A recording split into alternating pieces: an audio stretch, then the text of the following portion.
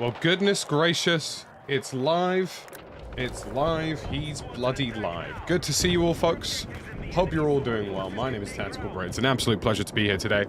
And I gotta tell you, folks, we've started finding some promising weapons here in Battlefield 6 that we will be showcasing today. Yesterday, we got together. We unlocked the SL9. Today, we're finally going to use that SL9 for the powers of good and evil, which is very exciting.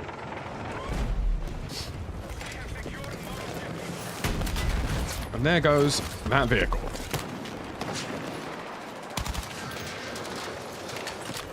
Good to see you all. Welcome, welcome. Good morning, good afternoon.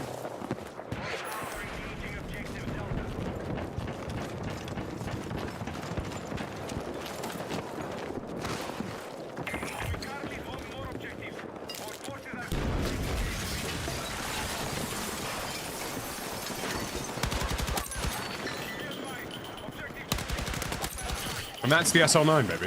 Good morning, good morning. SL9's very promising, folks. Very promising weapon.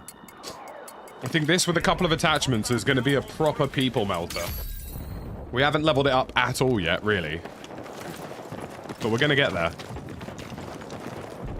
Yeah, I've passed on an entire document of feedback to the devs about controller issues. Broken Howl, Metallican.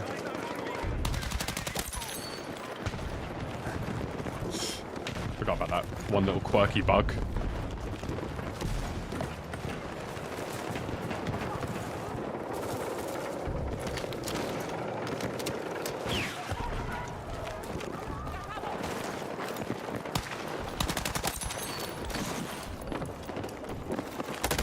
Oh. Where did that guy come from? Tactical Scottish, good to see you, buddy. How are you doing? Finally got the cord yesterday. That thing is evil. Nice. I'm bleeding out! Medic! Medic! Medic!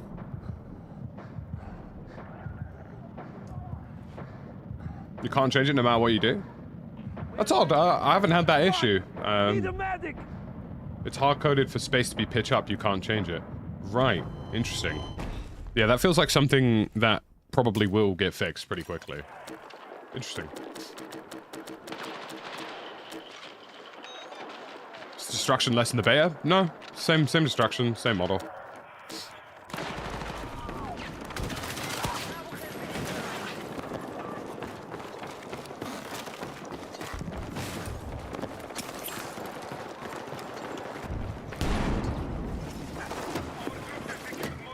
Oh, for crying out loud, dude. There's got to be nothing worse than shotgun players. If it was down to me, I simply wouldn't have shotguns in video games. Some people would say that that makes me a hater.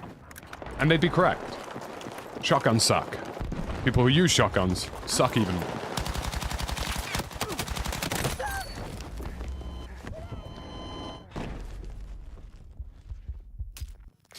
I'm so profoundly garbage at this game, always in the wrong place and no awareness of where the threats are.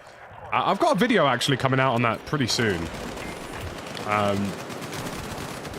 Talking about, like, who puts a claymore there? I tell you what, bro, some of the worst people in the world play Iberian. Yeah, I've got a video on that pretty soon, actually.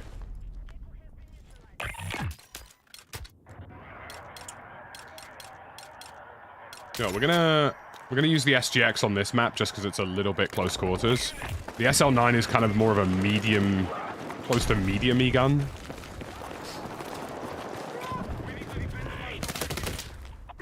Right, that was... What in the time to death was that, Spirit? 4 bullets. There's no way he fired 4 rounds. Maybe the server's scuffed. I might leave the server. SL9 will be meta, yeah, 100%. It just needs attachments. Claymores need to go. I agree. I think Claymores shouldn't one-shot anybody. I think it's something that needs to change pretty quickly. Like, if it was down to me, Claymores would do maybe like 60 damage. Probably.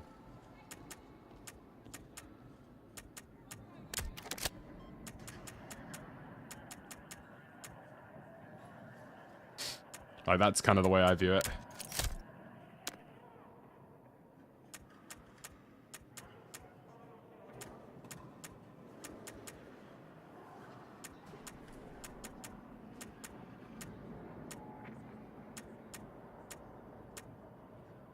You know, I feel like this hasn't tracked correctly, because there's no way I've destroyed 9 aircraft. I'm pretty sure I've killed like 5 aircraft in a game.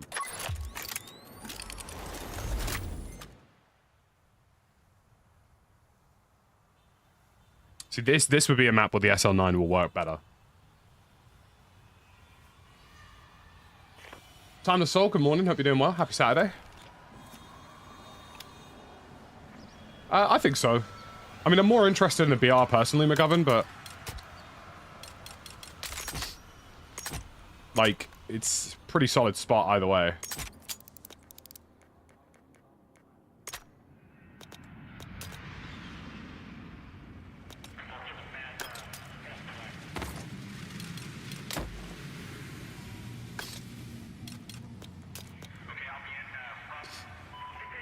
Any community nights planned on the server? Yes, I'm waiting for them to clear up the Battlefield Portal situation first, but it is something very much on my agenda.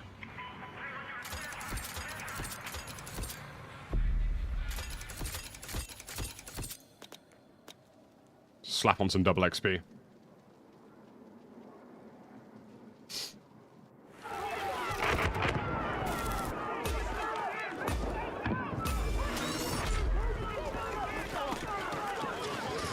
So this is a map where the SL9 should perform a little bit better.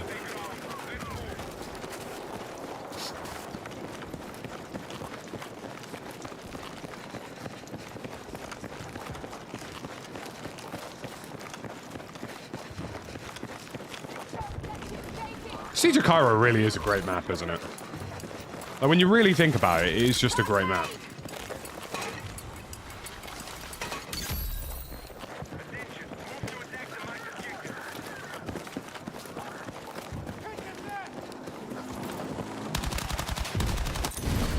I've always said on the channel, if Battlefield's going to release a BR, it's going to be this year. There's no way they let the momentum from their main game die down. Ouch. So the only downside about this SO9 is that whilst it can do that sort of ranged fight with accuracy, it's not necessarily the most powerful in terms of output in doing so.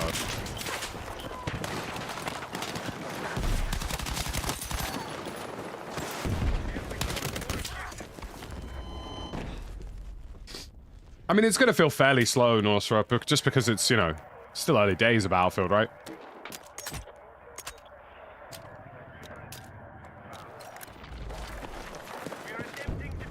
Like, I don't mind the fact that the leveling grind is a little bit slower for Battlefield, I ain't gonna lie, like...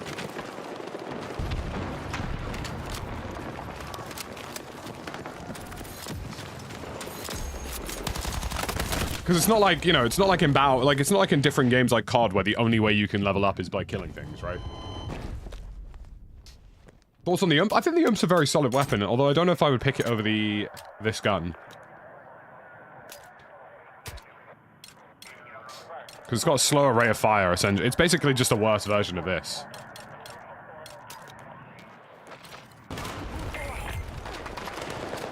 Yeah, Siege of Cairo is a really good map.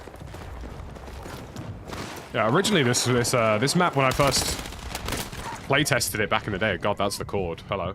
I need a fucking medic! This map, when I first playtested it, was actually called Abbasid. Yeah, they have just sped the leveling up.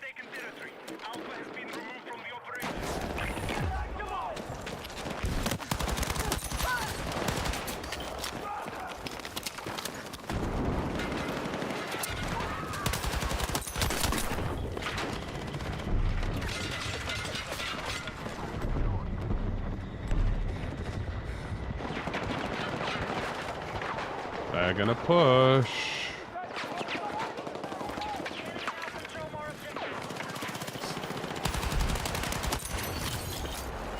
This thing with some headshot multiplier ammo is gonna be real nice. 60 round mag, headshot multi-ammo, this thing's gonna be a monster. I'm committed to leveling this up now, so...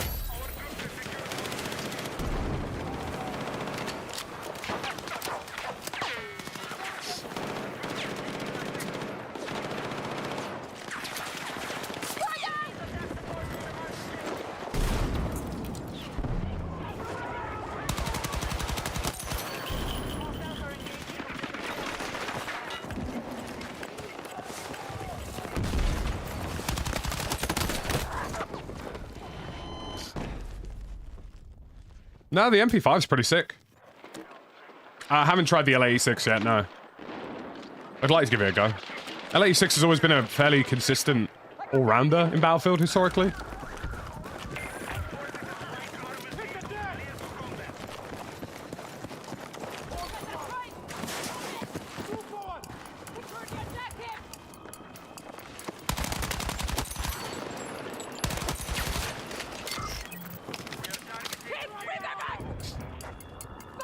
Have they done any changes to bloom and spread? Not yet, but they are on the horizon.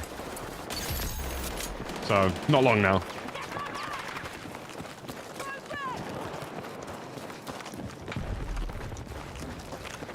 I think the flow of escalation is quite interesting on Siege of Cairo because there's a bit more spacing. Why are you here, bro? I swear to God, some of you people play this game so strangely. Need a medic! Currently hold more objectives. Our forces are close to taking territory. Our troops are attacking. Legend.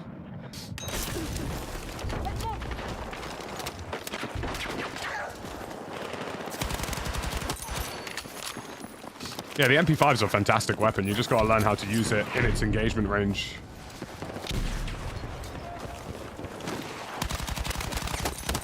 Like, ultimately, I think that's what people struggle with in Battlefield 6 more than anything else, is that weapons in this game do have sort of preset engagement ranges. Fuck! Need a medic!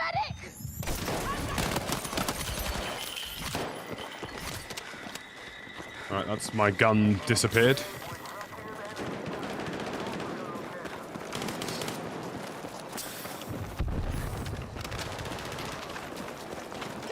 Like, you have to play towards a weapon's strength in this game, you know? You can't try and multi-tool every gun. Don't get me wrong, there are some guns like this where, like, you know, you can make it a little bit more versatile, but even so, you're still not getting, like, full versatility out of a weapon. Was that a tank that was on fire there? It was indeed.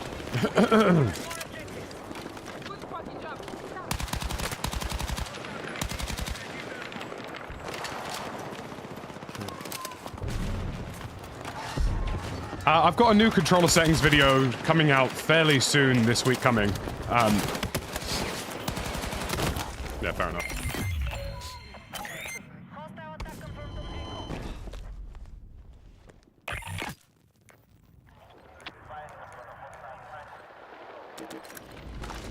I think I'm ready and willing to put out a new controller settings video this week.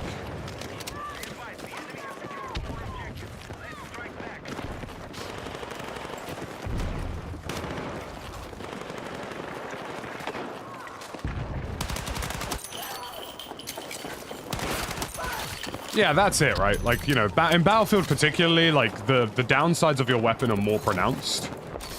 Like, your gun is not going to be something that's going to gun everybody from every range and, like, be super successful at everything. It's just not how this game has ever worked. You know, other games, I think, are a little bit more forgiving on that front.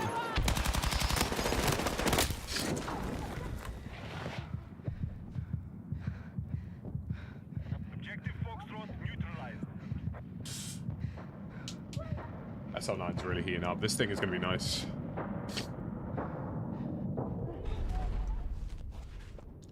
This thing's going to be really nice with some attachments. Like, when the base weapon is this powerful, just a single attachment or two, and you know this thing's going to melt people.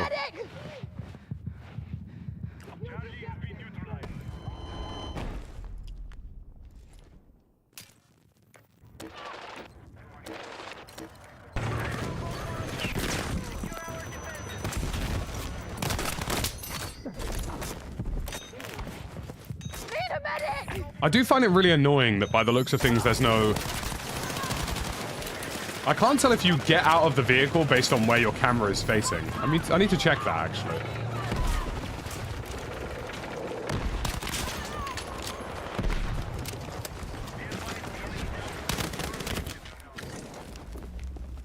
Brother. I'll tell you what, the servers this morning... The time to death experience on some of these servers at the minute is quite interesting. Your old control settings video is obsolete. Not all Evolution. Like, you'll still find good stuff there. I'm just testing slightly more refined settings to try and bring it up to speed for what I think everybody would universally want.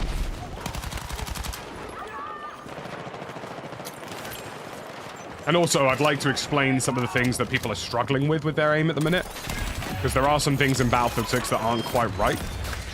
That, like, people are like, oh, you know, well, my aim's doing this. And it's like, well, yeah, but that's just unfortunately part of the game at the minute. Like, it's not...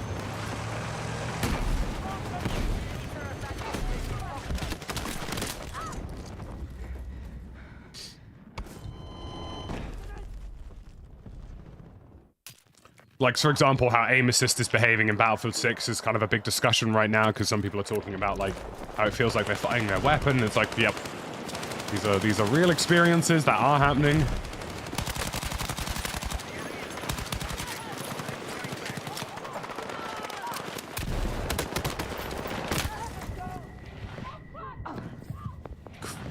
Time to death this morning has been diabolical. Do you know what? Hold up. I can enable, scoreboard ping, can't I? I mean, I'm on 3 ping, but I gotta tell you, it doesn't feel like it. I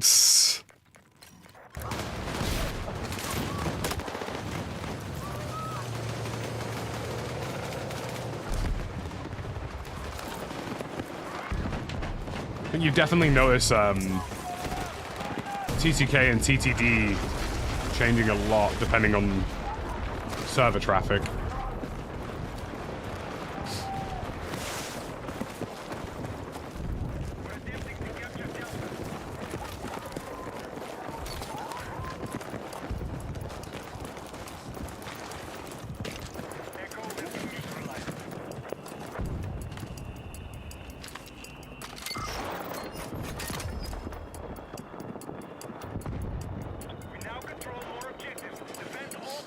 Your ping is outrageous? Well, it's actually 2 ping at the minute. But if you really want to be outraged, I gotta tell you, it can get even better.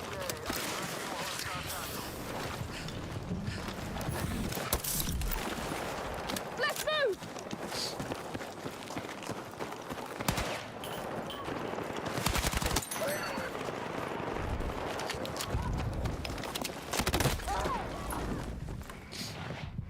Yeah, it is. No. Part of it's the bloom, Nostra, and part of it is the way aim assist is working at the minute. I want to explain all of this in a video and sort of dial in settings a little bit more.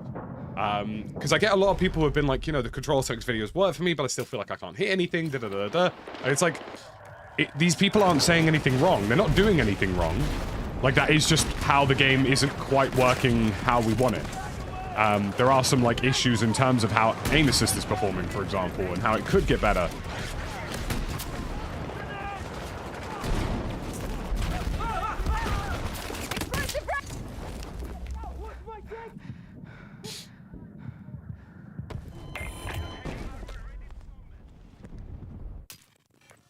I bet you that ping could probably go down to 1, I reckon.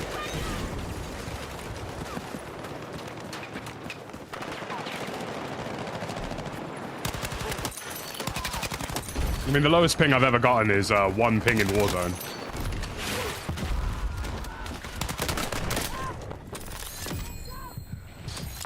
I don't think the TTK needs to be increased, Mr. T. I think the time to death experience in terms of netcode needs to be improved. It's because there are some games where, like, you take hits, you die, and it feels like it makes sense, right? You know, the experience feels logical. And then there are other games where, like, you take a hit and you die, and it feels instantaneous, right? They're very different situations.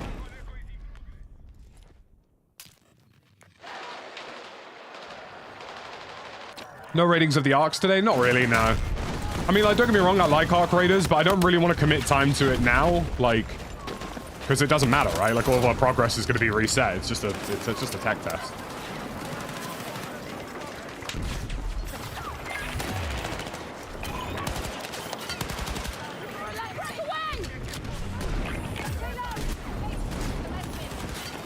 Yeah, the TTK is about right for a Battlefield experience. The time to death, however, like, because I'd say, like, the explanation is this, right? When you shoot at an opponent, the amount of bullets it takes them to die feels correct. Do you know what I mean? Like, it feels natural. But sometimes when you die, the amount of bullets it feels like you've received when you die feels almost instant. And that's the issue with Battlefield. And this has been something that's happened for a very long time. Like, TTK and TTD differences have been a fairly common feature of Battlefield titles historically. But it's always something that they've eventually ironed out. So I'm quite, you know, I'm expecting promising things on that front. I don't think it'll be very long until we see, like, the time to kill, time to death experience feel natural. Kid Notorious with a 5 tier 1 gifted. Thank you very much, good sir. Apologies that my alerts currently aren't active. I have to roll back my version of OBS due to an instability bug. But I appreciate you. Guys, if you receive a gifted from Kid Notorious, please do say thank you. High tick rate servers should be standard. High tick rate servers are standard. The Battlefield servers are putting out 60 tick.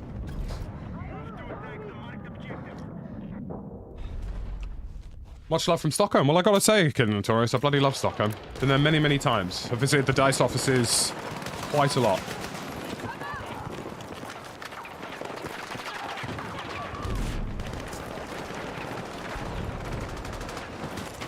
$60 is indeed the refresh rate of the servers, yeah, correct.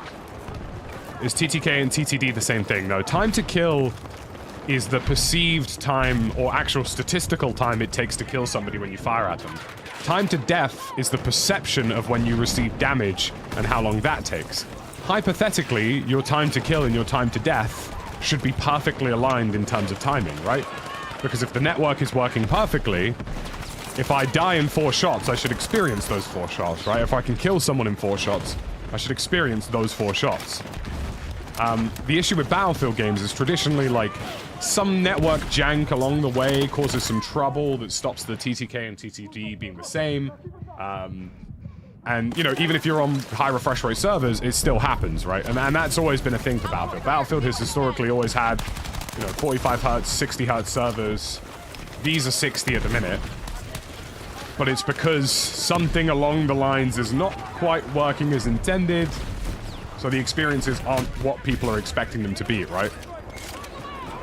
And it's very fixable. Like, it's something that has been, you know, broken in Battlefield before, fixed in Battlefield before. It's a fairly common thing in Battlefield, I would say, to have your TTK and TTD be a little bit mismatchy at times. Especially at the launch of a new Battlefield game.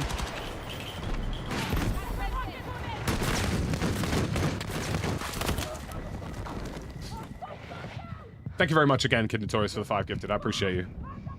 I need to go to Stockholm soon at some point, man. It's been a while.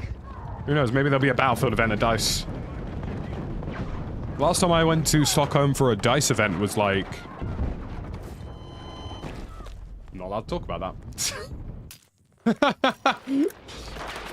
Last one I went to was a very much under non-disclosure agreement. GG.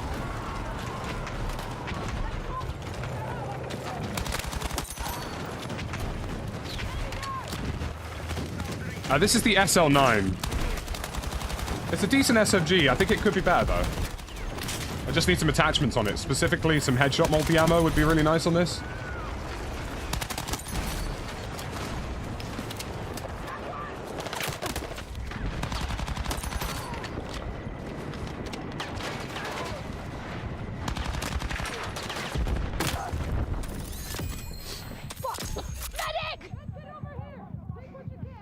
I'm always noticing when I get killed, it will say 4 shots to the chest, 20 each. That felt way too quick. Yeah, 100%, yeah. It's something that will get dealt with, 100%. Why is COD so good at the time to kill, time to death experience? I wouldn't say COD's good at the TTK, TT death experience at all, Mr. T Composer. In fact, I would say... for multiplayer, yes. Like, for 6v6 multiplayer, yes. But that's because it's 6v6 multiplayer, right? Like, for multiplayer, absolutely. Just because it's multiplayer, they don't have any physics running on their servers. They're literally just shooting bullets. For Battlefield, it's a lot more complex because you've got destruction, server-side destruction, physical tank models, projectiles. Warzone has possibly some of the worst TTK, TT death of any first-person shooter I've ever played, by comparison. Granted, I know that's a battle royale, but... you know, it's still not an excuse in a BR, even with the player count, because games like Fortnite have managed to really nail that down.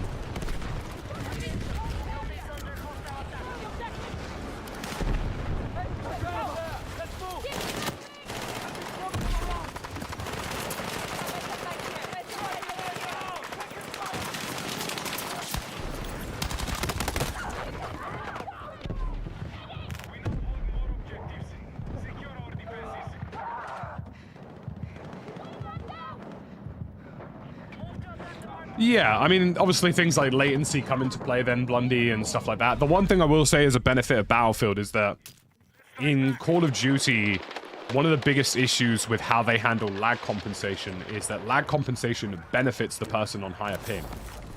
So, like, if a person on high ping in Call of Duty fires at somebody who is on low ping, the person who's on low ping is going to experience being killed around the corner.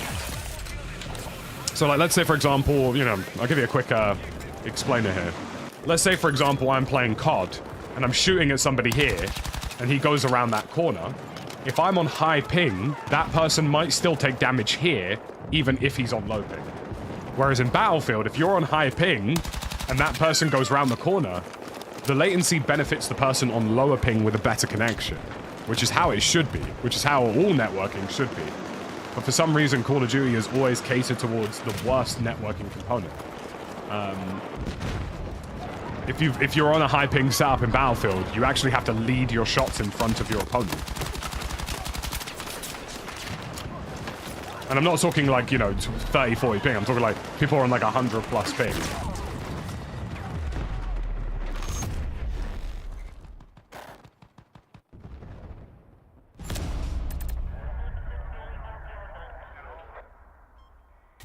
So yeah, it's an interesting thing. There's a lot to it. There's a lot of technicalities to it. You know, Battle Nonsense historically back in the day did some really good videos on Battlefield's netcode and stuff. Like I say, at launch, I was expecting it to be all right.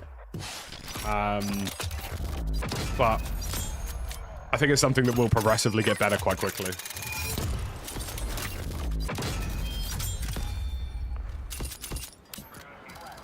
Good to see you, play. Hope you're doing well.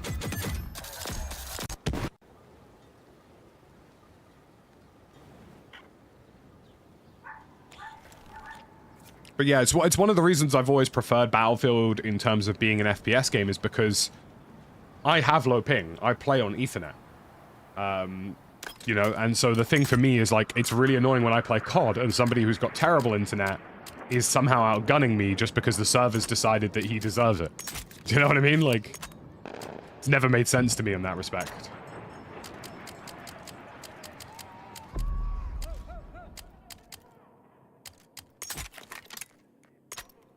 I really want to get synthetic and frangible rounds. What we got here?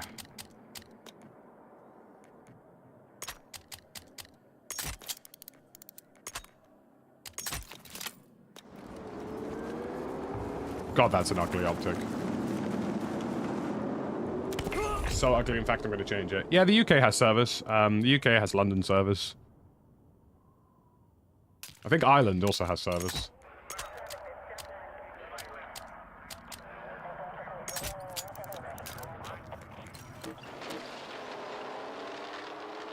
Objective marked.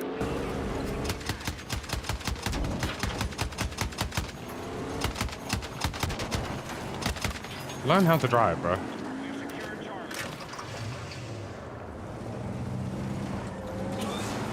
Do you think the game will adjust XP in the BR? It's going to be frustrating to level up and free to play.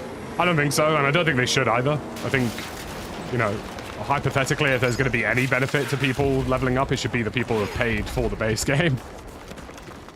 Which there is a benefit. There is an XP gain benefit for owning Battlefield 6, so...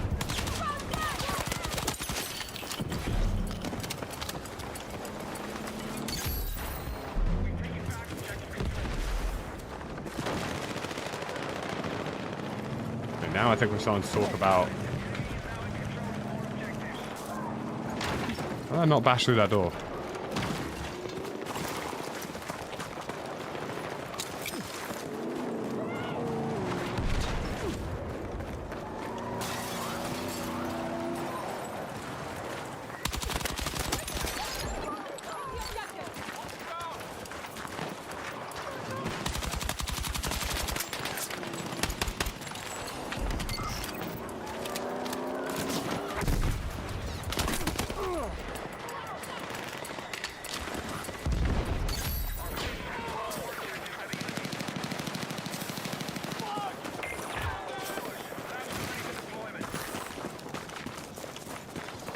It isn't suboptimal, High Lord.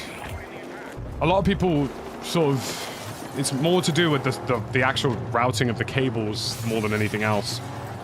Like, in an ideal world, yes, you would put it in the center of the United Kingdom and run all the cables through there, but because architecturally and historically everything has always gone through London, the fastest cable subrouting has also gone through London. The fastest junction connections have also gone through London, so hypothetically people in the UK would always get the best ping to London. I need a fucking medic!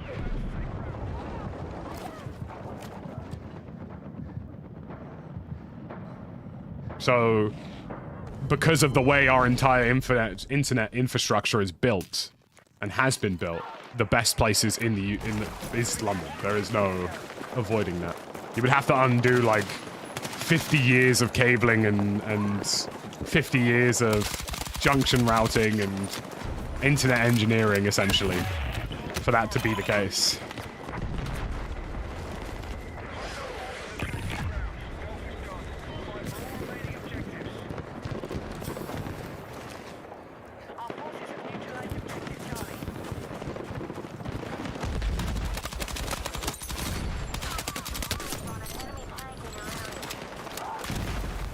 It's why a lot of companies tend to do how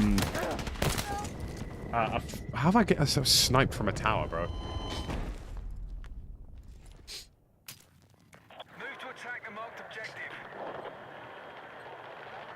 You still don't have fiber to the bro. What part of London are you living in? Everywhere in London has FTTP. I've got fiber to the premises. All my boys have fiber to the premises. My mum and dad, my nan has fiber to the premises.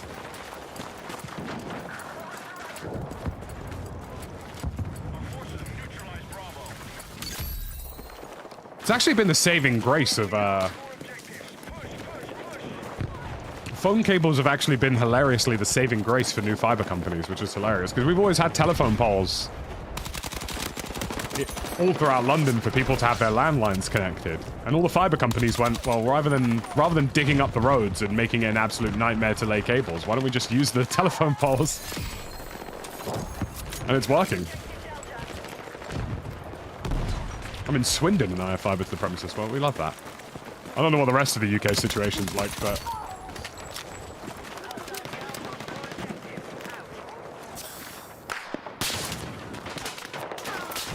I mean, I have 5 gig up and down, so... life's good, you know?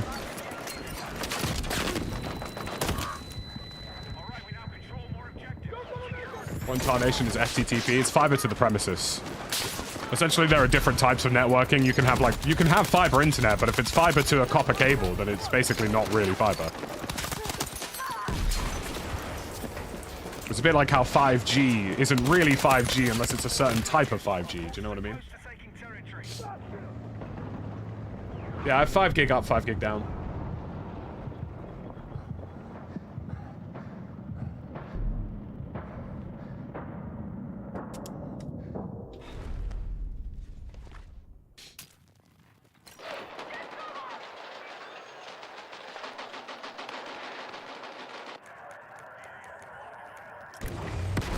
In fact, my internet is actually now so quick that, like, I actually get, like, speed limited on Steam. Well, actually, no. My internet is so quick now that my limitation is actually my CPU and my hard drive. Like, if I download a game, right?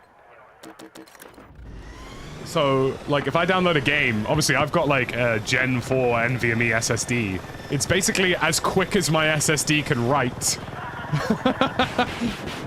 And then on the flip side of that, it's as fast as I can send an instruction.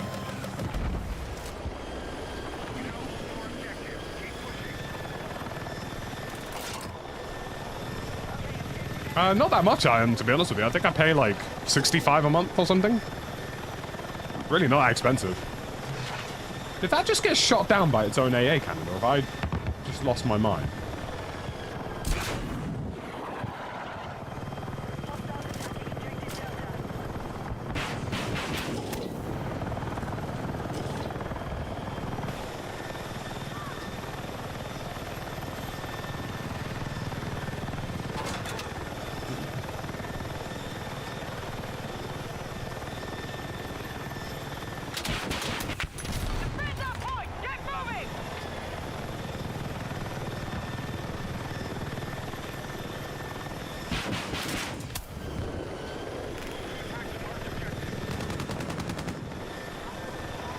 Yeah, I've got Ubiquity at home, Athos.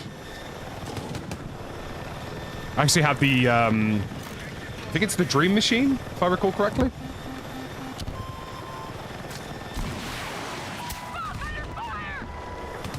How do you know if you have real fiber? Speak to your ISP. There's a lot of things that can change your internet connection. It's also things like whether you're on a CG NAT connection or on a dedicated IP line and stuff like that can also be a big, big thing.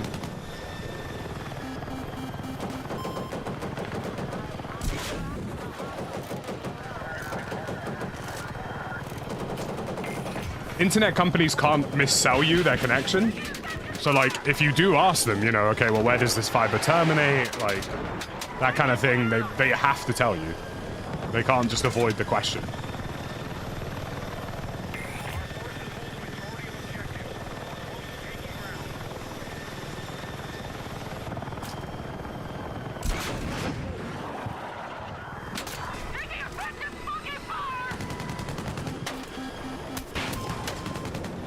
There's different types of like fiber protocols now, like using CG NAT or having a dedicated IP so that you have your own actual dedicated connection and stuff like that. Those can make a difference.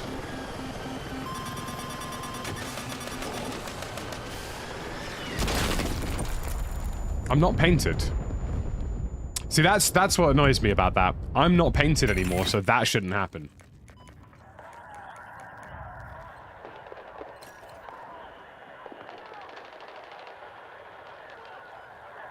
Oh, 100% toxic snakebite.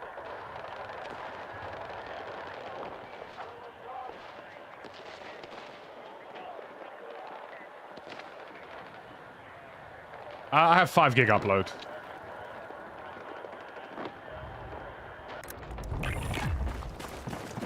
Like, I remember when I actually had to renew my internet contract, I had to explain to them, like, by the way, just so you know, like, if you put me on a CG NAT connection, I will get rid of it.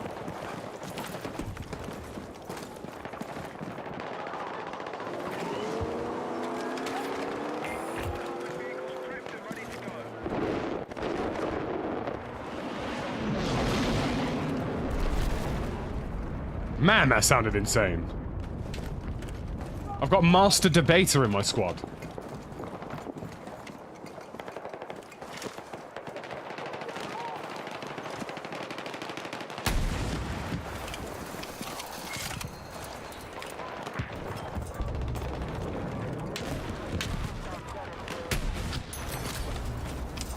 It's nothing to do with that, Avdan. It's really weird. Basically, like in Battlefield 6, unlike previous Battlefield games, if you get painted by something and then they fire, because that guy fired an AGM missile, like an air-to-ground, but I was painted so he could get a lock on me.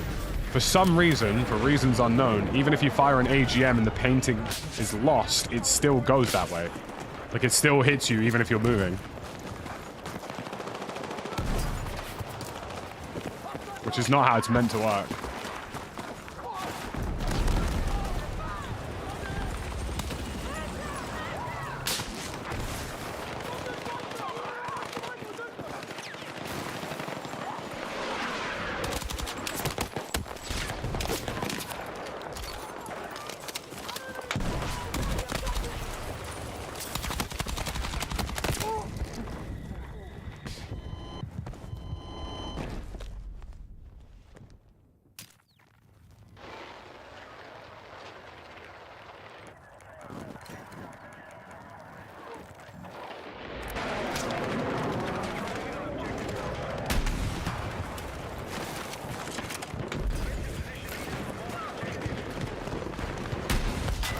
Hilariously, my specs are about to change for my PC.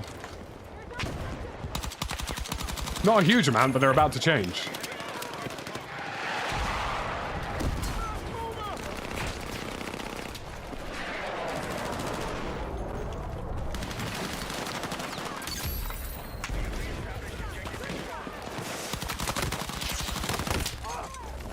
Damn, fair play, I just got styled on.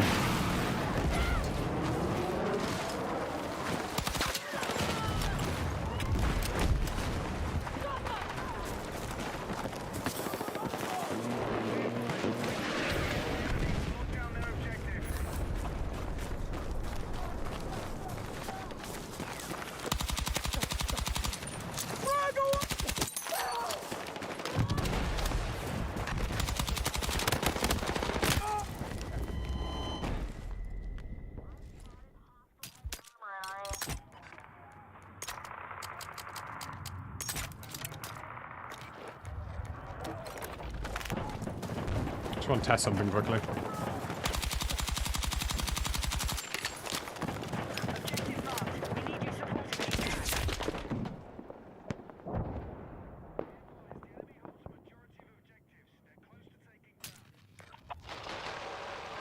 Yeah, I've upgraded to a 5090 and a 9800 X3D, but I can't announce who yet or when, but I have actually just brought a PC partner on board for the channel.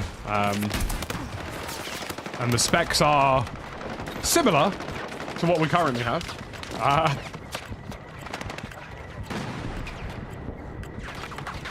Similar for sure.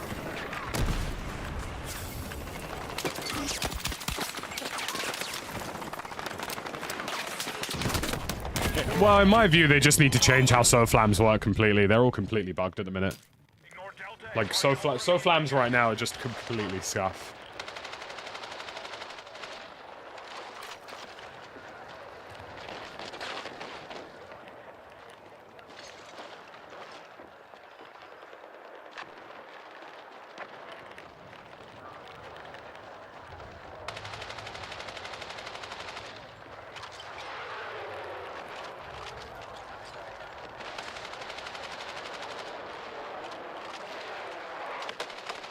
I've always shot with bumpers, Deagles.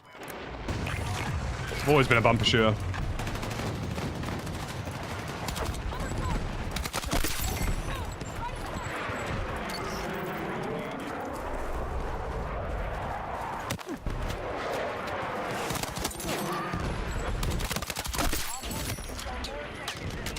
Yeah, I'm enjoying Battlefield 6 skill. It's good to be back on the franchise, to be honest with you, dude.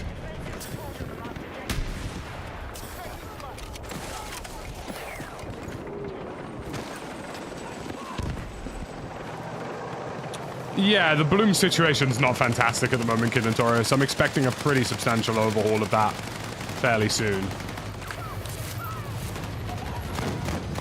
Looks like he's still on fire.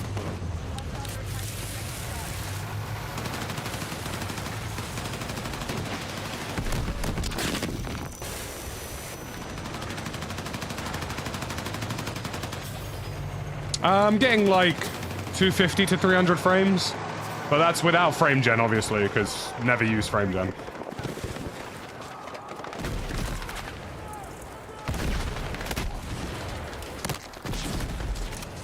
Get over here!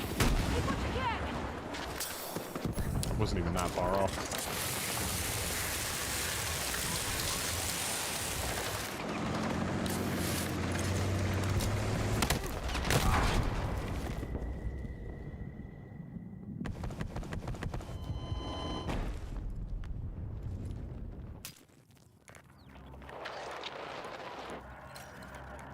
The aim settings are the same, Duca. I've already played this on PlayStation 5. It's literally just the aim assist stuff, like I mentioned before.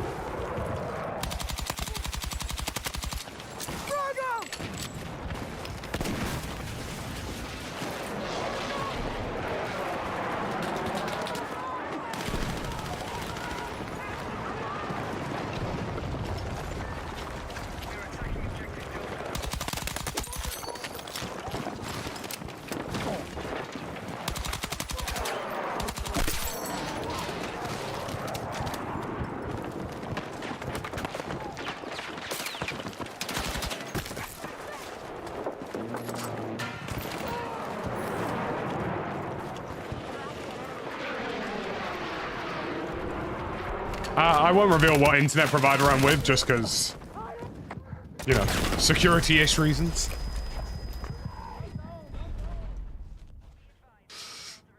Yeah, with DLSS quality, no frame gen, because frame gen's terrible for first-person shooters. I'm on... Where are we?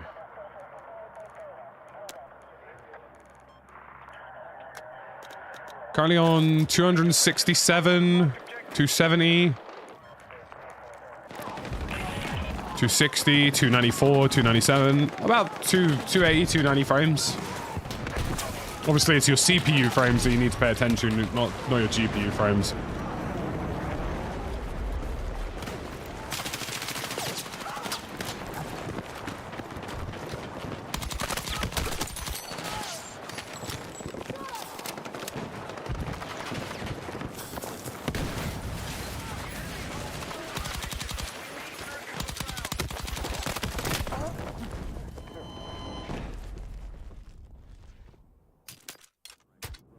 It's been good finding some of these weapons.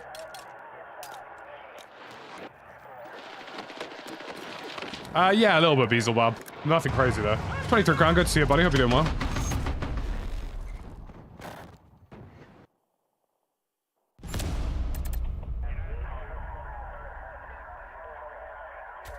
I would be surprised if the BR didn't have solos Avdan. I'd expect it to be quads at launch, but I'd be surprised if it didn't also come with a solos mode.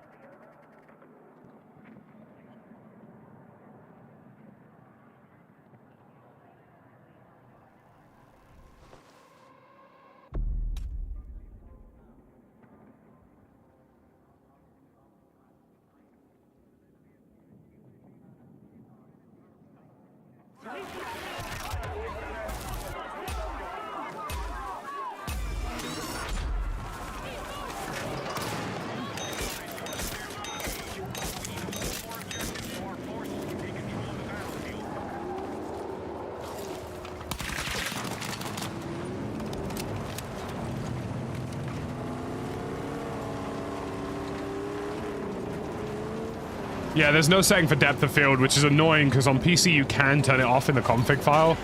It's something it's on my list of things to send to the devs, don't you worry. A depth of field setting seems only fair.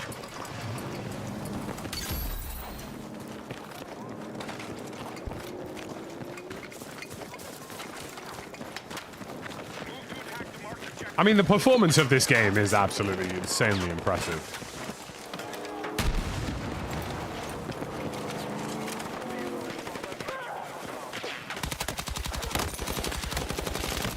The fact that I'm talking about getting 300 frames in a modern Battlefield game is absolutely outlandish.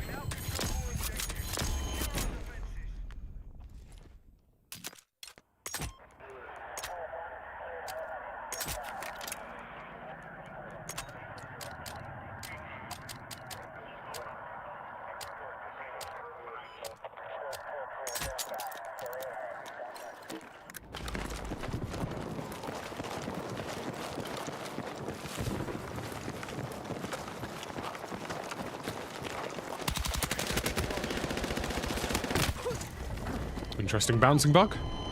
I will say the time to kill, time to death experience when the servers are under load is genuinely not that great. Also, I'm going to leave this match, so I can't be asked to play this map. 1440p, Dark Warrior.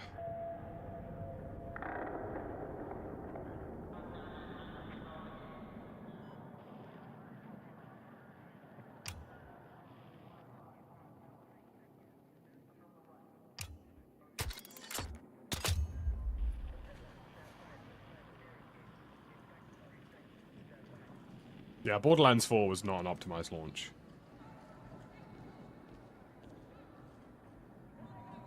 Oh, on screen.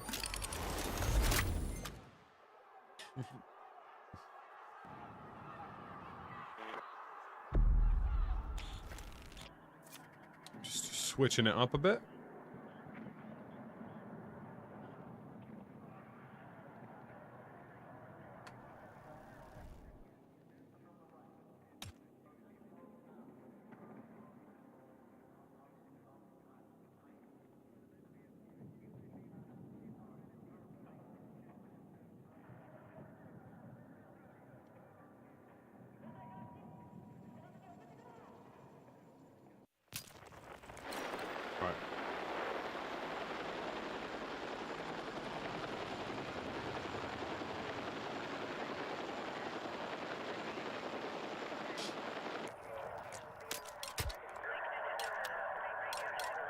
It's my carbines.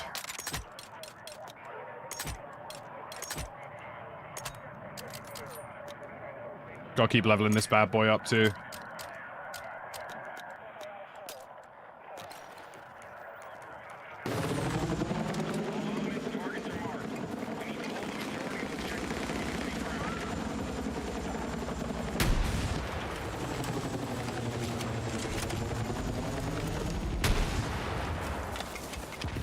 How did I manage to miss that?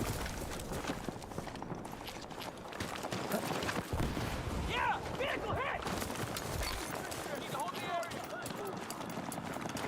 Get down!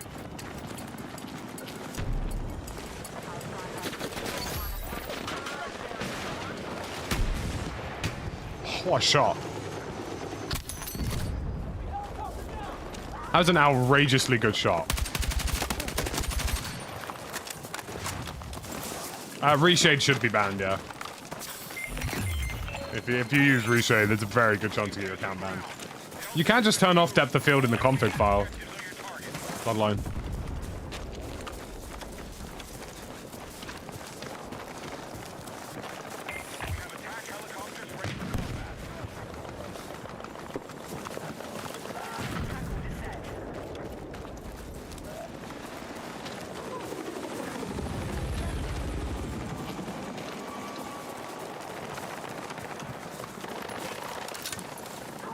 Explosive ready!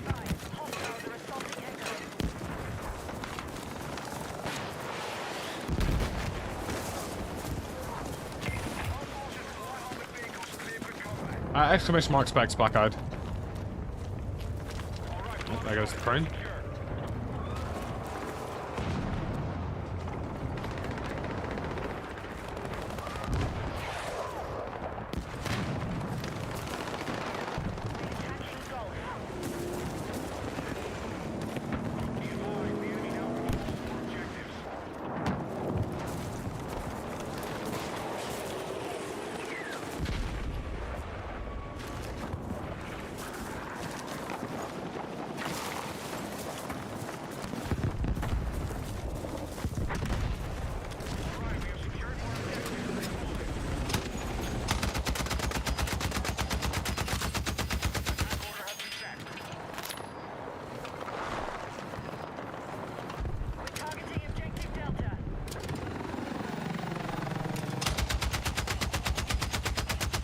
Look at the amount of damage this thing does, bro.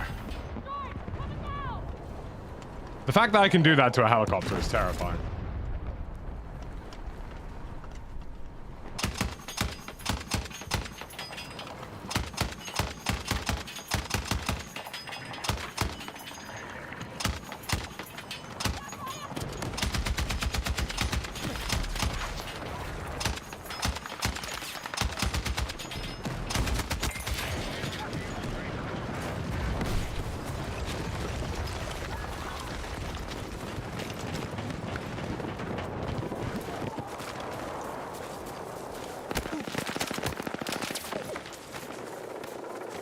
Nice one, DRS.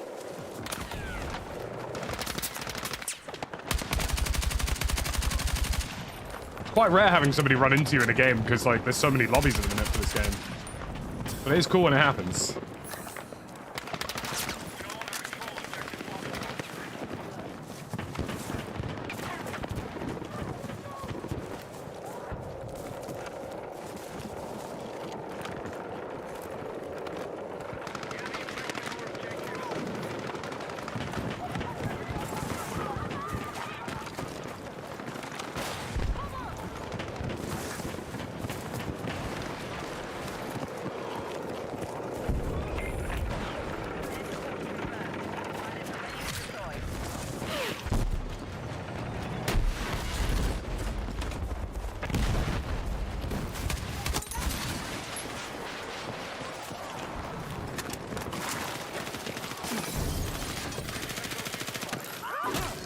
Hey! Get sledgehammered.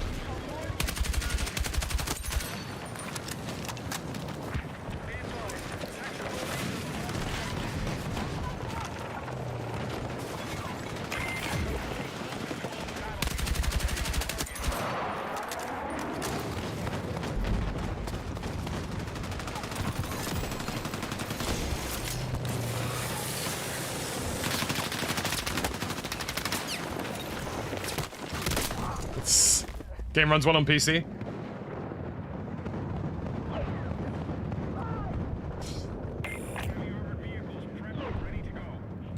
Traditionally, crossplay off kind of exists because PlayStation prefer it.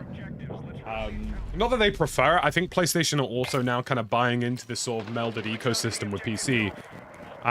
But historically, PlayStation has always demanded that publishers allow players to turn crossplay off.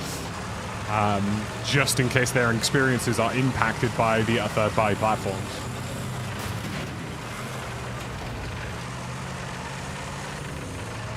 Wish you could name the loadouts. Yeah, to be fair, that would be helpful.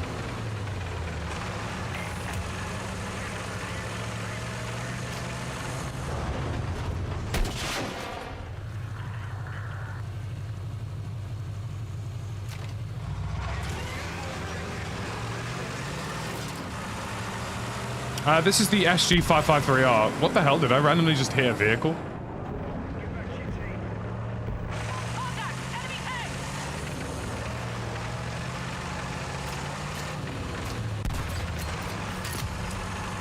I must have a mine doing some damage somewhere.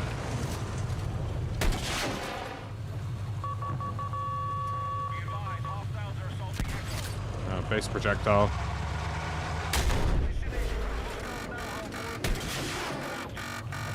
Oh, bro thinks I want to shoot him down. Hold that. Don't ever try to bomb me again, bro. You're not that guy. Alright.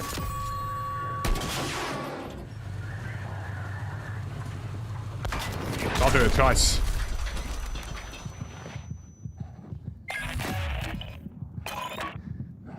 Enemy forces have taken territory. Disregard echo.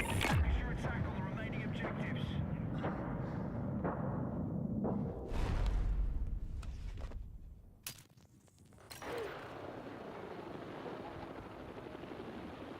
Aircraft fueled and ready. Pilots are ready to engage.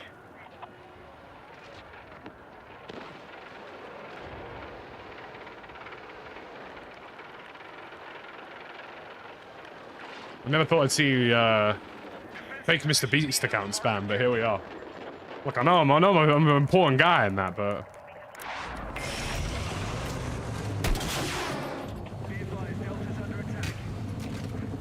I'm actually a bad person, bro.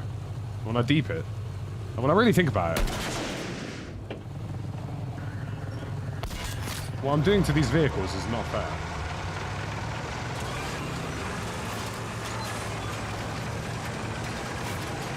Oh, Jesus, thank you for the 3 months, my boy. I appreciate you. Best Battlefield streamer? Me? Gosh.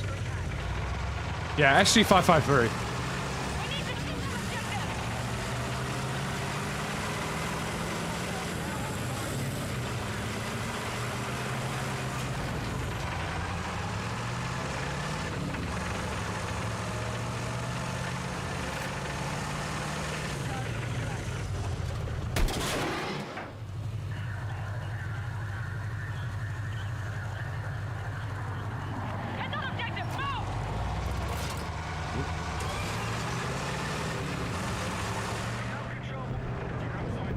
Good morning, Anishka. Hope you're doing well. How are we all doing today, folks? Love that, oh Jesus. Hope you enjoy it, man.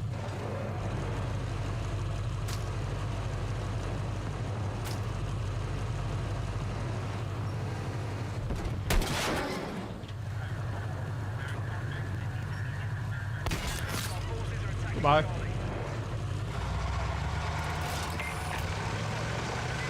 Yeah, I've got a video coming up, Scarface, to talk about some of that stuff. I'm just getting a little bit of feedback first from some of the devs about how certain things are working so I can explain it better in my videos.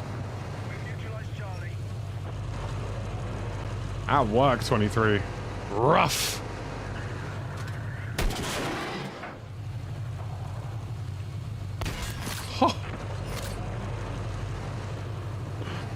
Oh. Getting quite good at this. You and your tow missile, bro, listen. Connecting like the Wi-Fi, bro. That's not a like on the stream. A follow. A Twitch Prime. A YouTube membership. I don't know what it is. I'd say my favorite map is Manhattan Bridge, I ain't gonna lie. Firestorm's up there as well. It'd probably be a tie between those two for me.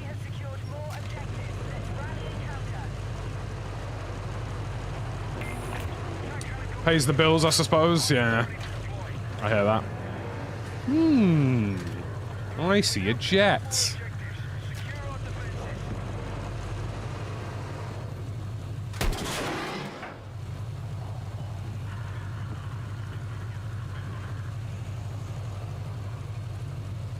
Is he still flying that thing, or is that gone? Oh, it's gone. Okay.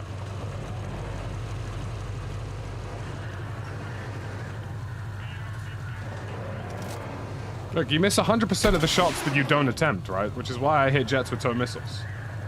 God damn it, it just went out the fly box.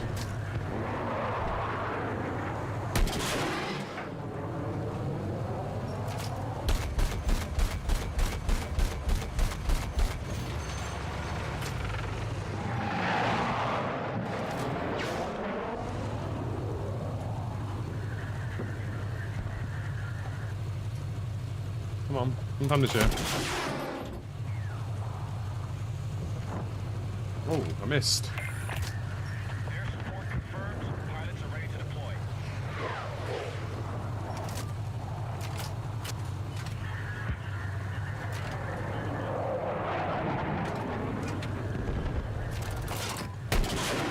An objective Foxtrot. That was very inconvenient of you, Mr. Helicopter.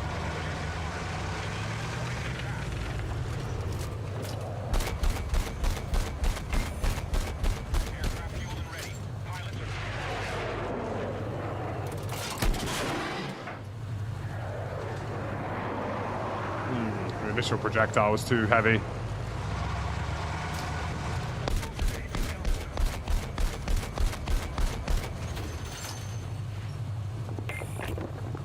Aircraft fueled and ready. Pilots are clear to engage.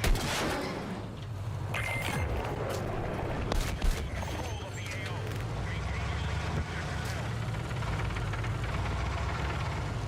I think the choppers did just kiss, yeah.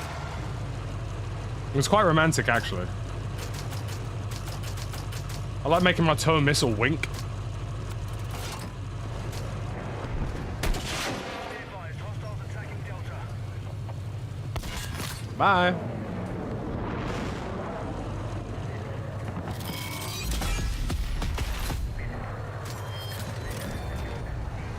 Ooh, the M250 unlocked. Very good.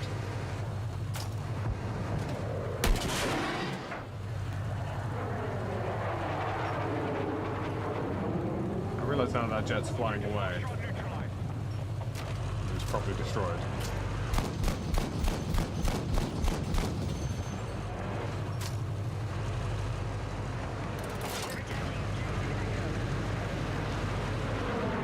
Look, you don't need an anti-aircraft tank when you're gone, right?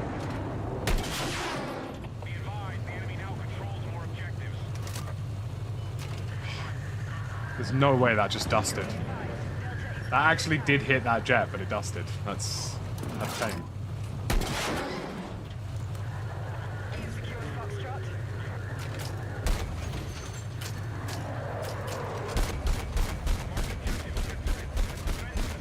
Contact! Enemy tank!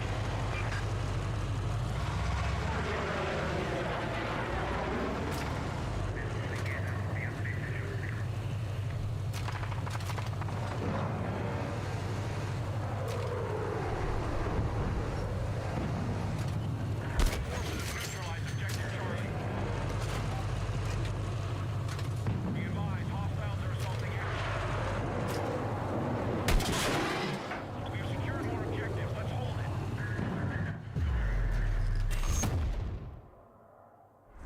Someone called me a tow missile deviant.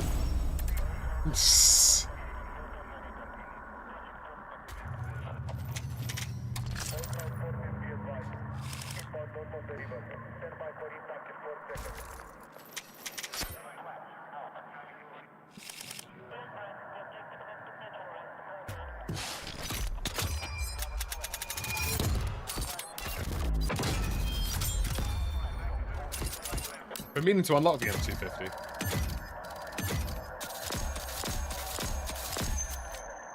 Was it like playing against Silk when he was at the showcase? Like, if Silk was flying, you needed like 3 people to pay attention. Like, if you saw Silk in the sky, like, it wouldn't be enough for just one of you to kill him. It would be like, you would need like 3 guys on your team to really lock in. Because you'd have to have a bunch of different people across the map decide to tow missile him. Do you know what I mean? Or like AA him.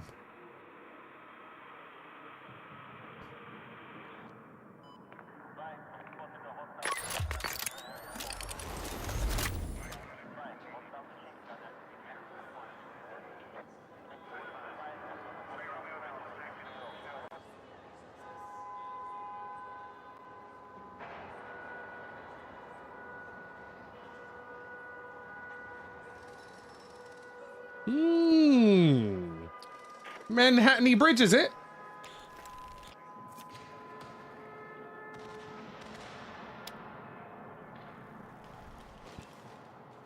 Little bit of Manhattan Bridge.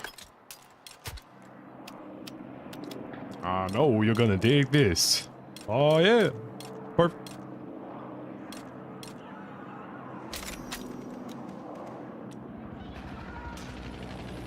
Yeah, we've got an updated video coming soon, Steam Deck, to talk about some of the issues in Battlefield 6. I'm not sure, Snivlin. I'm really not sure. Sorry. Good to see you all, by the way, folks.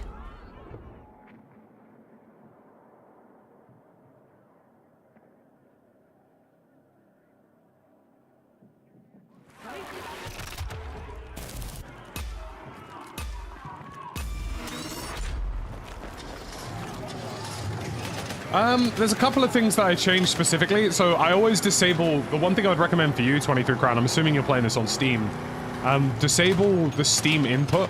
So if you go to the game's properties and then go to controller, disable Steam input, let the game control it raw. If you know what I mean, let it control it raw in-game. I've hit somebody in the side of the heli. 2-time charm. Oh! 3 times a charm.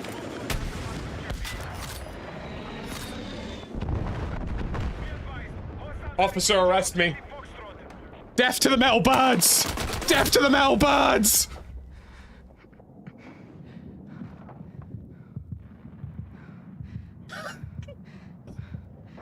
I direct hit somebody on the side of the helicopter, then I hit the helicopter. Then I hit the helicopter again. Death to the metal birds! Death to the metal birds!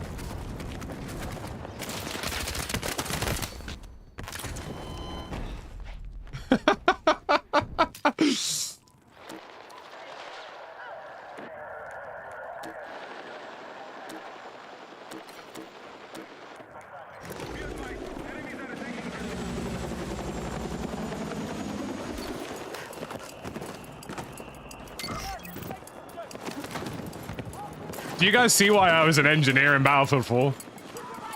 Is it starting to make sense?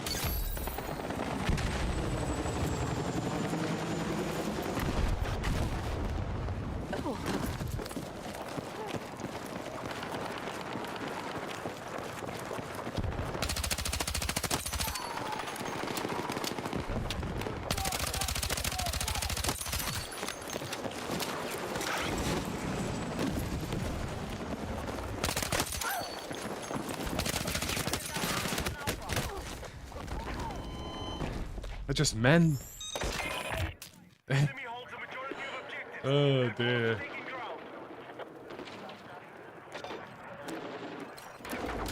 I think it just tends to happen whenever Battlefield opens up to larger audiences or teasers. You get a lot of squad play later on in the life cycle of Battlefield, I think.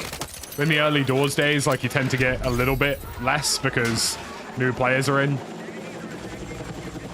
I was about to shout death to the metal birds again. I'm telling you, when they nerfed the velocity of the RPG in Battlefield 4, I think I cried for like a good week because I had to figure it all out again. Because I will reach a point of mechanical skill with the RPG where I am basically an aimbot.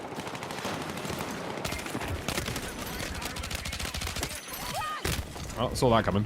Let's just get no-scope on SV98. Yeah, fair play. Do you know what, bro? Whereas the bloom on this gun doesn't really have much. The SMGs generally don't have a lot, though, to be honest with you. They never really have in Battlefield. Which is why they've always been quite, like... Obviously, they are engagement limited, but... Death to the metal birds. Oh, I missed. This is why you should always use your optics, folks. Death to the metal birds. Death to the metal birds. Death to the metal birds. I missed. Death to the metal birds. It's alright, aura. My aura made him crash. GG.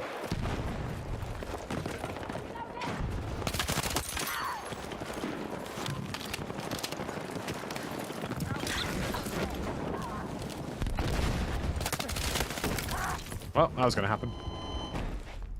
Jamsheed. Oh, we mustn't. We mustn't. So many people don't know that reference. I've got a fresh video coming this week, Live Griff.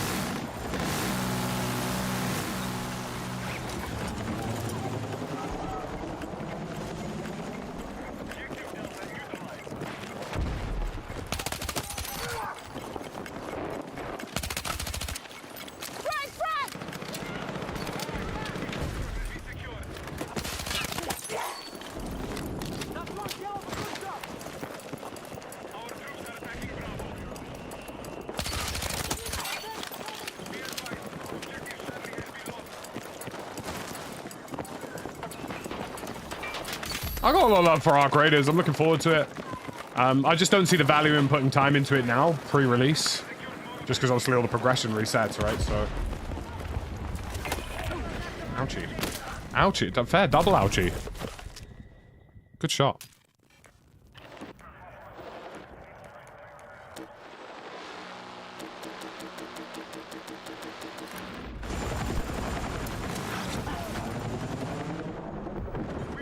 Death to the metal birds? Death to the metal birds! Death to the metal birds! Death to the metal birds!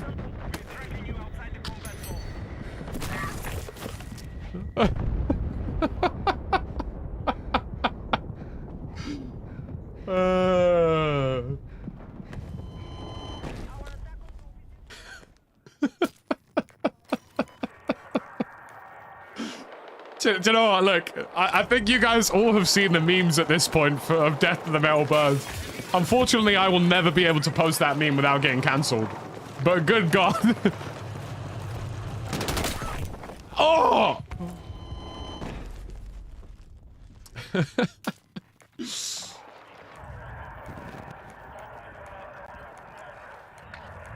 There's a new video coming soon, Yuka. You fall into your death after that, so typical. I didn't really have much of a choice, if I'm being honest. Wait, they added vehicle spawns to sea? Ah, that's gotta be wrong, right? That's gotta be wrong. What do you mean vehicle spawns at sea? That's gotta be a bug. It's gotta be a bug.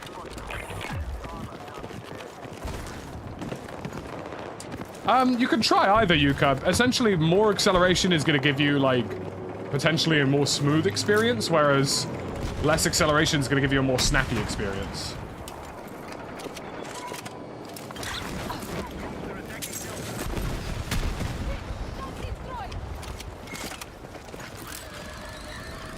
EA Play Pro.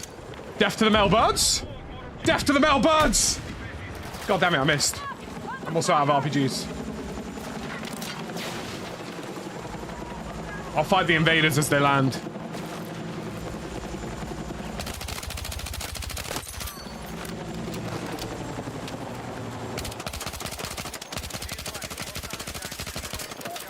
Oh. Yeah, fair play. I probably deserve that.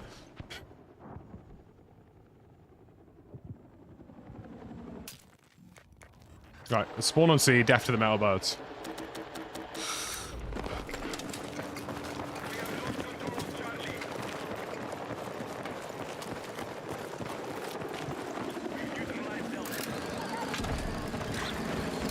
Death to the metal birds.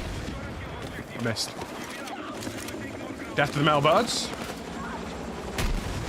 Oh my god, he keeps... Why are you flying like that, bro? How am I meant to hit you if you're flying like an idiot?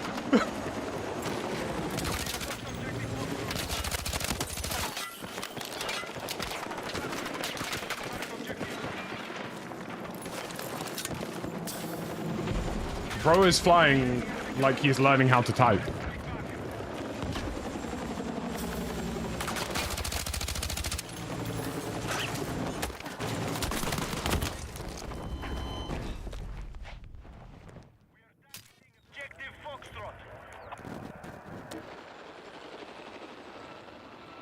Brother, spawn me in.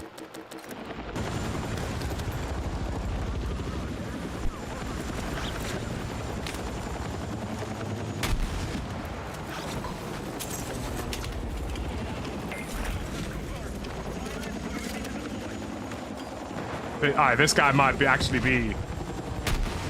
Might be him, finally. Death to the male birds.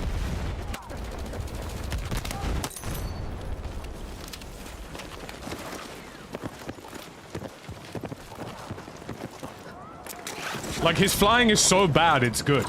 And I gotta respect it at that point, you know what I'm saying?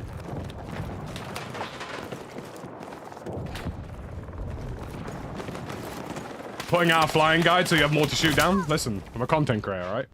I'm a genius. Alright? Some of us are playing 4D chess. Alright? Fly wonky, new meta, 100%.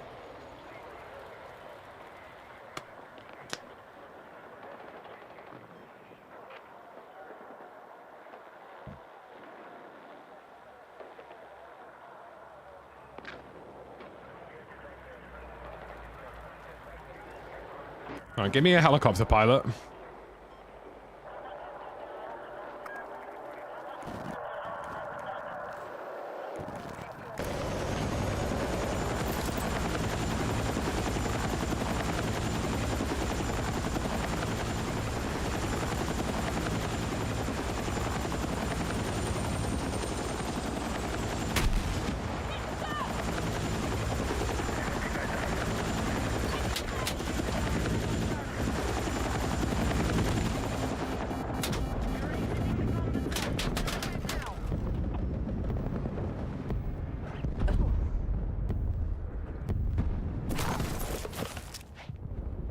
Just need a competent pilot, bro. A competent pilot, bro.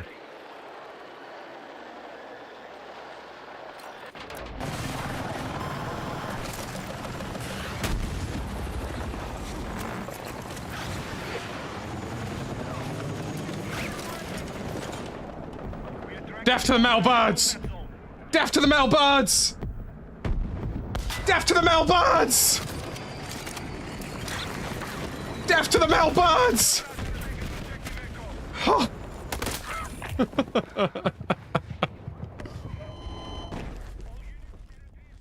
Is my team losing? We're about to make it 2-2, I think.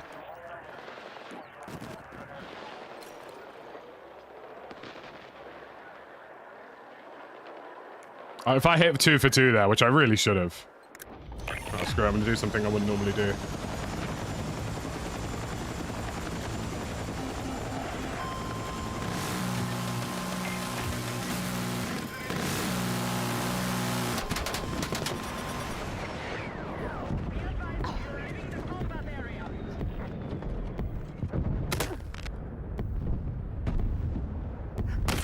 You're so lucky. You are so lucky that your pilot just happened to swing his tail. Alright? Because I promise you, you would have held that.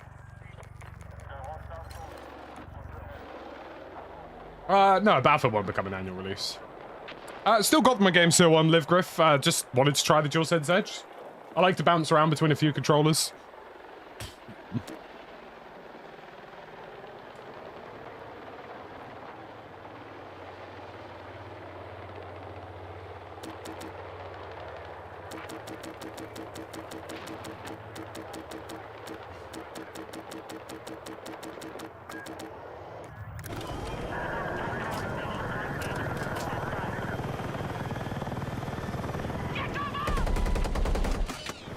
Death to the male birds.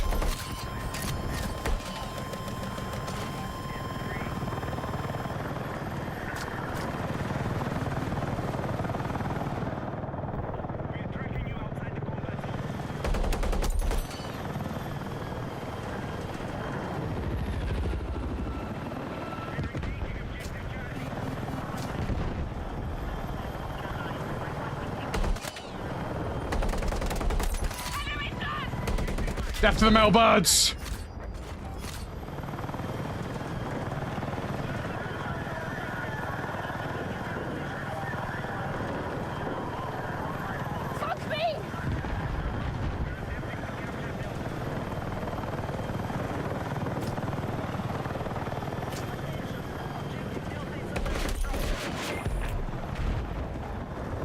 Okay, good pilot, good pilot. W pilot, bro.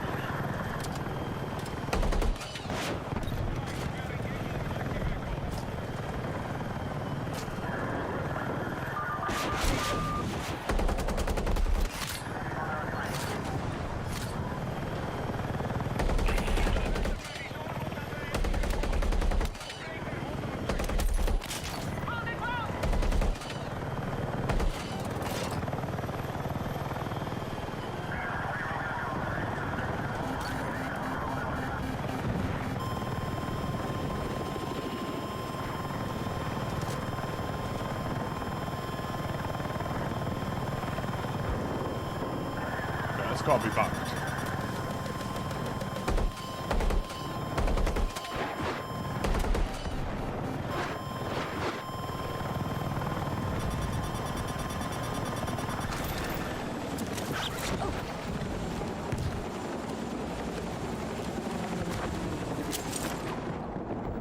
Death to the male birds. Death to the male birds. Death to the male birds.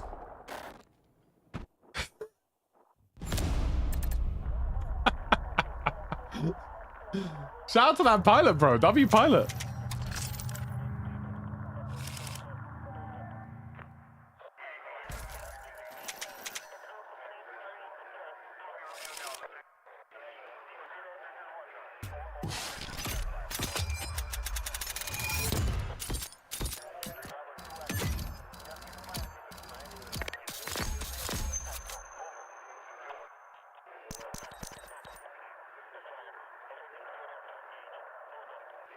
Look, sometimes you just gotta universally agree to one basic premise and rule, and that rule is death to the metal birds. Alright? Once you finally figured that out, life's good, bro. You know what I'm saying?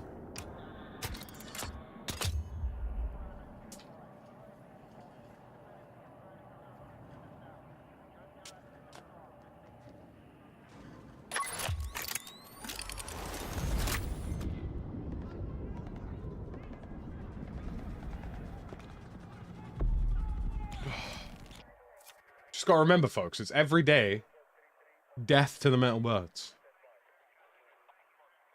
All right? That's what we do. Right, well that was... What the... What is going on here, bro? My mouse on like a piece of dust or something?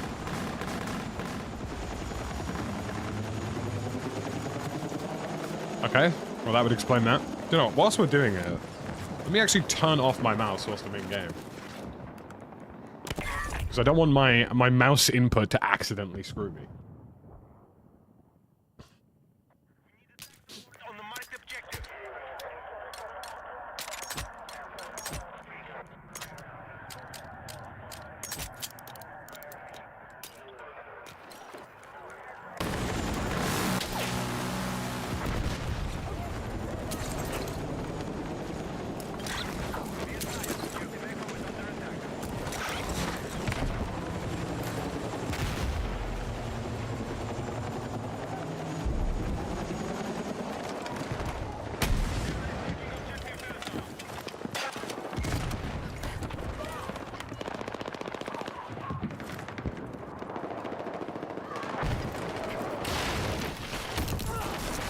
Ow.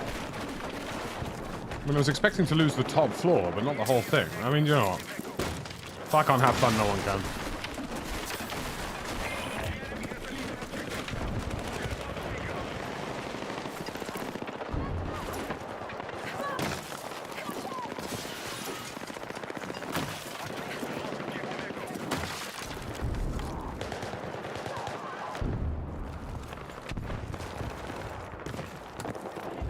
I'm doing good, Wolverine. Hope you're doing well.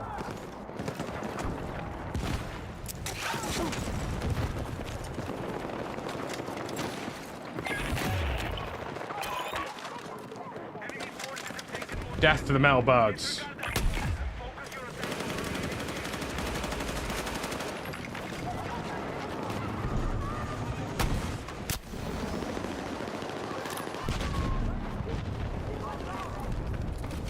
I might, you know, I might just change my relationship status to in a long-term relationship with the RPG-7.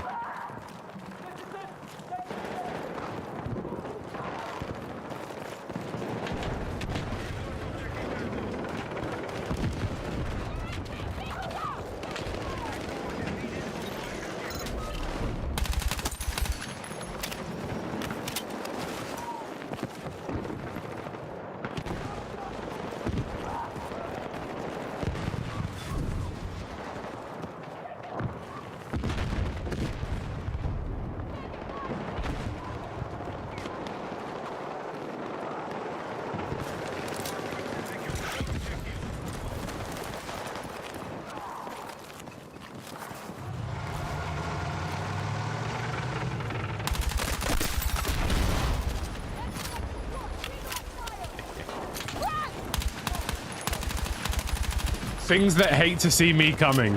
Your mum and vehicles.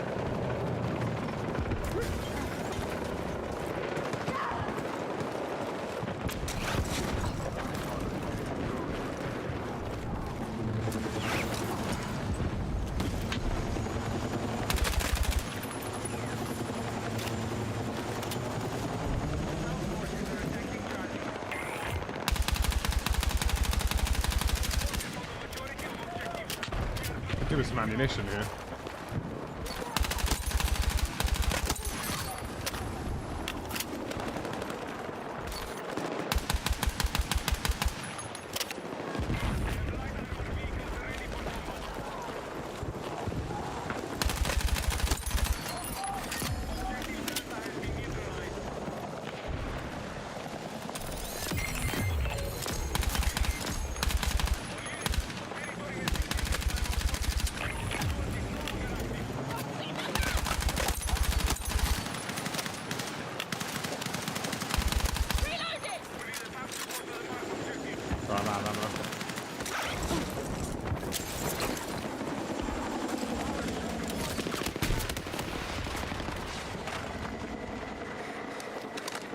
Jesus, guy's dead loadout. Alright, goodbye.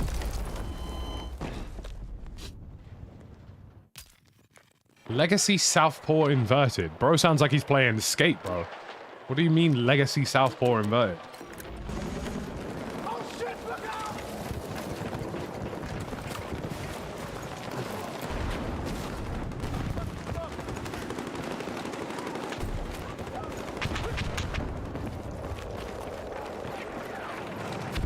Death to the metal birds. Death to the metal birds. Death to the metal birds. Oh, this guy's a good pilot. But it's still death to the metal birds.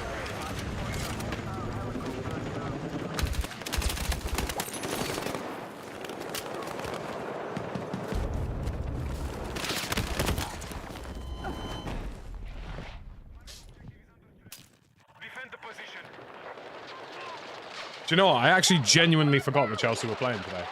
I'm genuinely not going to lie to you, Liam. I forgot what Chelsea were playing today. 12:30 kickoff, innit, against Nottingham. I've been so focused on the Jags game on Sunday.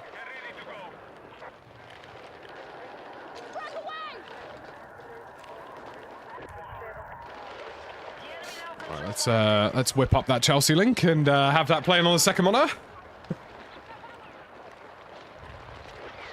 Lovely.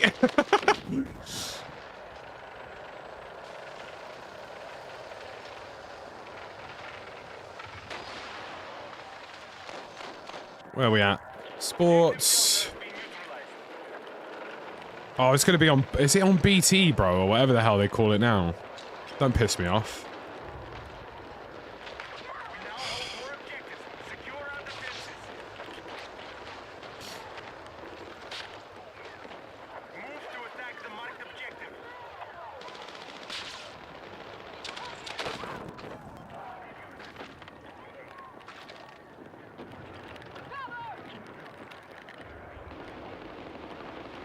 Oh, it's on TNT. God damn it, bro. We have neutralized Charlie. No, one of my boys has got me. Don't you worry, fellas. Our forces have taken ground. Fortune has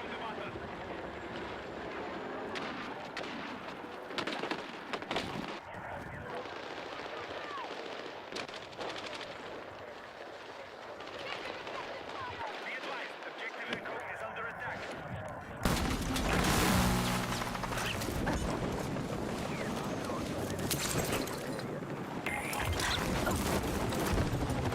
Death to the mailbirds. Oh, god damn it.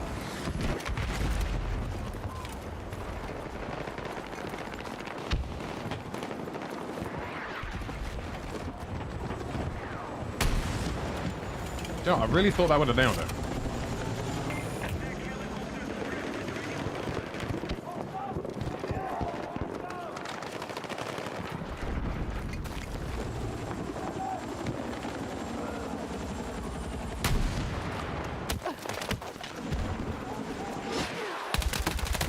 Assuming it all goes all to plan, I will be at the Chelsea Ajax game on Wednesday.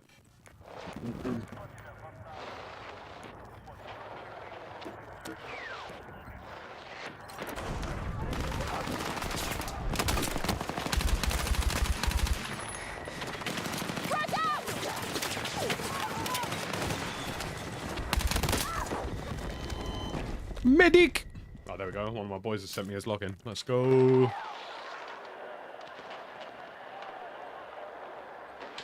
Yes, lad. And that's Chelsea versus Nottingham Forest on the second monitor. Whilst we're playing Battlefield. And streaming. Life's good. Death to the mailbirds.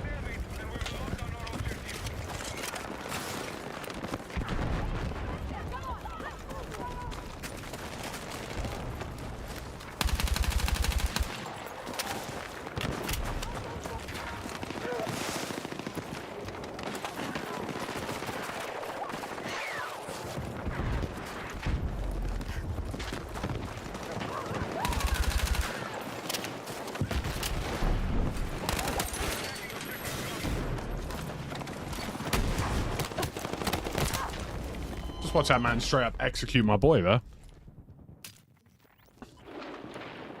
Yeah, so I'm going to the Jaguars Rams game on Wednesday. Sorry, so you got my days modeled, man. Go to the Jaguars Rams game tomorrow on Sunday, which is the only sports fixture I've really been thinking about because I'm obviously going to the game. So I completely forgot that Premier League football was back this weekend because I normally structure my weekends around the games in terms of when I'm live and when I'm streaming. Oh, there is some champagne Chelsea football being played here. It's looking good, bruv.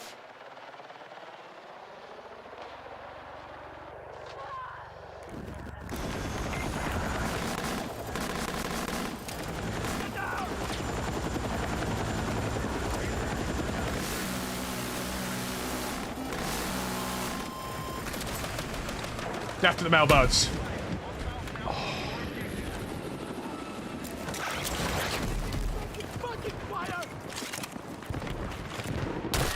Oh, come on, bro. Have a day off, you weird little...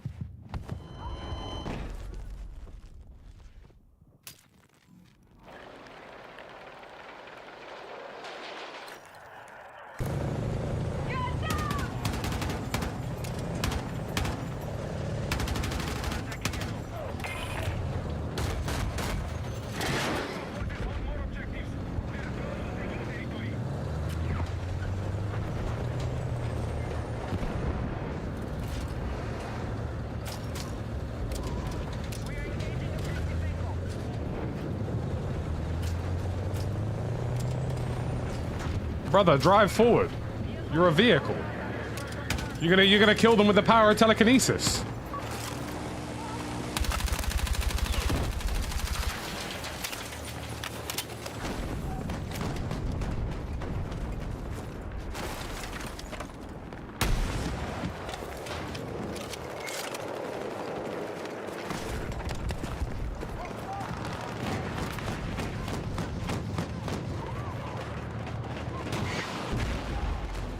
No Caicedo or Enzo? We have no Caicedo or Enzo Fernandez. I mean, Enzo Fernandez on his day is unreal, but Caicedo is literally an absolute monster. That man instantly makes any football team better. Come on, bro. I need to get my... Once I start hitting the lead and velocity times on those kind of shots. Tanky.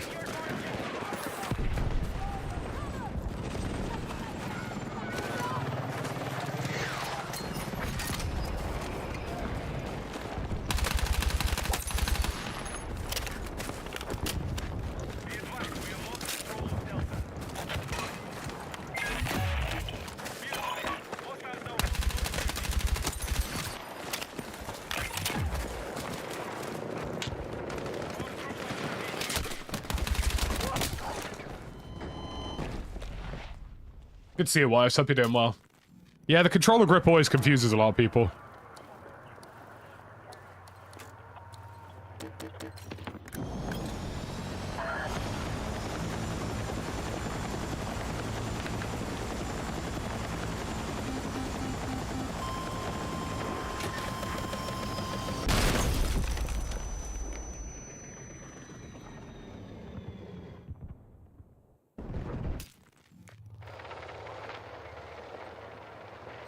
God, they need to rebalance AA. They need to rebalance A. Oh, I've switched class by accident.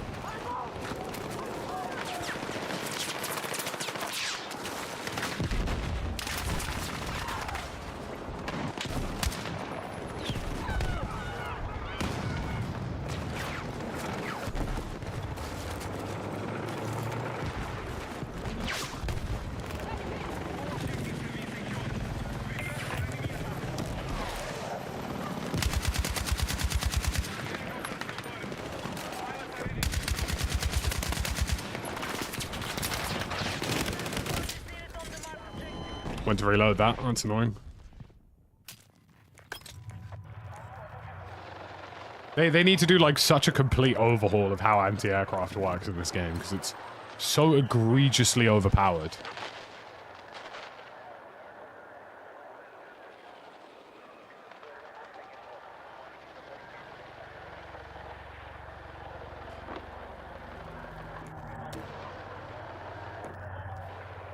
Yeah, not too bad, Dr. Nick. Hope you're doing well.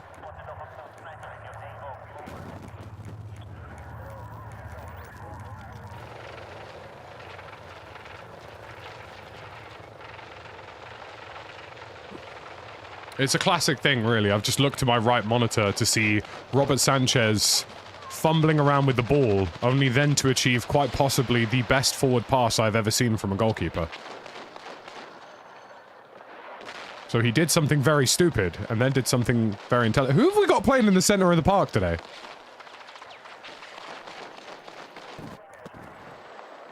Because that ain't Caicedo, but he's moving like Caicedo, bro. 45. Who the hell is in our lineup today in midfield? Because bro's moving militant. Is it Lavia? Is he fit?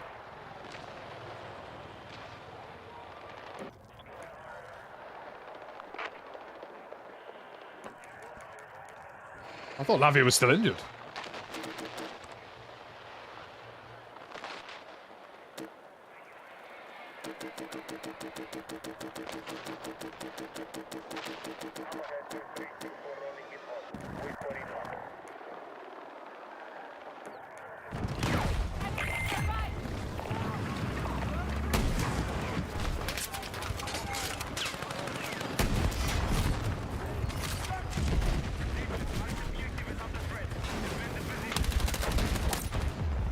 There is a future for Chelsea where we have Lavia and Caicedo pivoting a midfield for us, and quite frankly, at that point, we're talking about a terrifying process. Battlefield 6 is great, yeah. Really enjoying it. Yeah, probably international duty stuff. They've got such a long way to travel back from international break.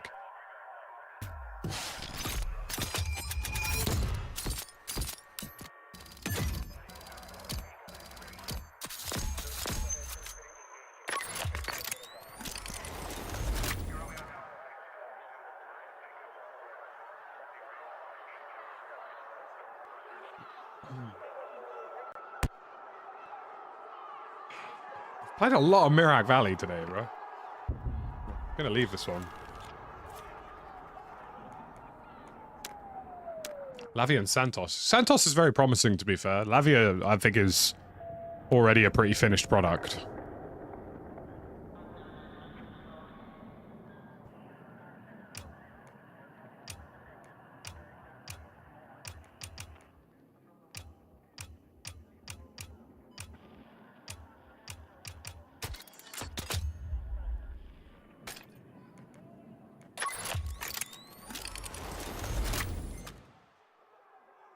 Bro, can I please play something that isn't Mirak Valley today, for fuck's sake?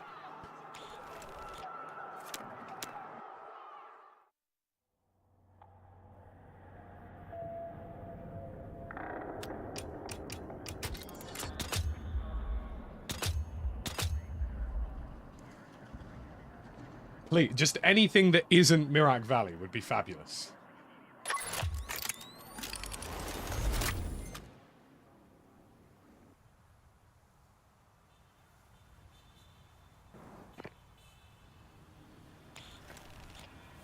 I've barely played Operation Firestorm today. I've barely played Manhattan Bridge.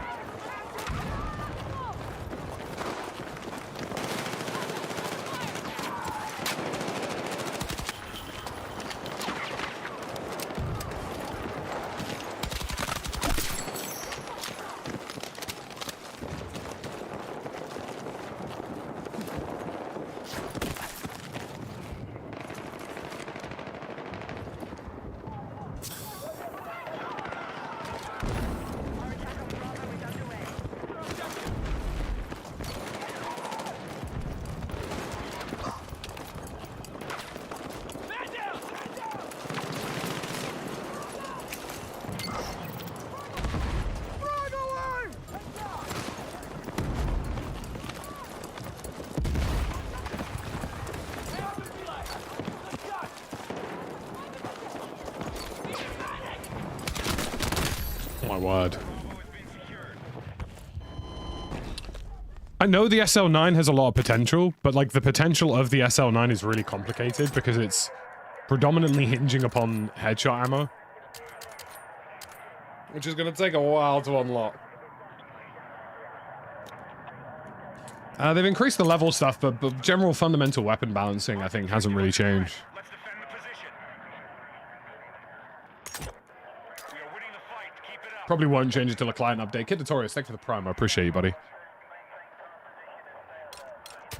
We've lost control of objective Echo. Be advised, Charlie is under attack.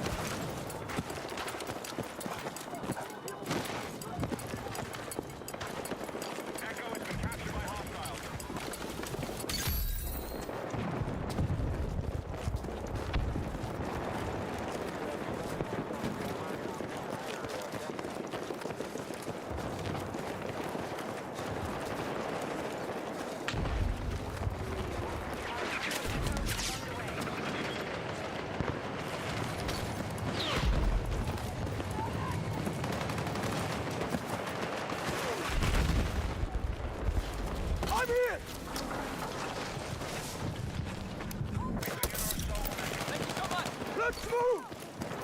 He probably thought I wasn't going to res him.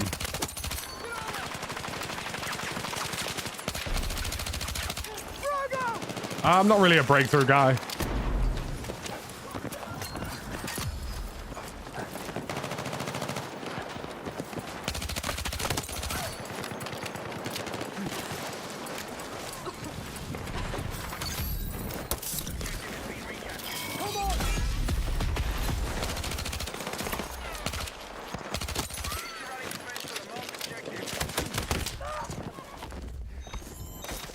I'm using a DualSense Edge controller.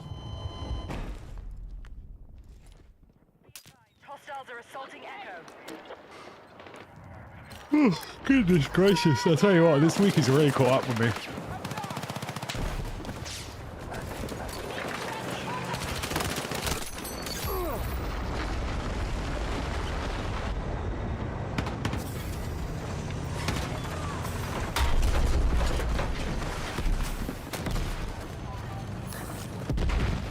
Okay, so you do actually get out of the vehicle depending on the direction you're facing, which is very useful to know.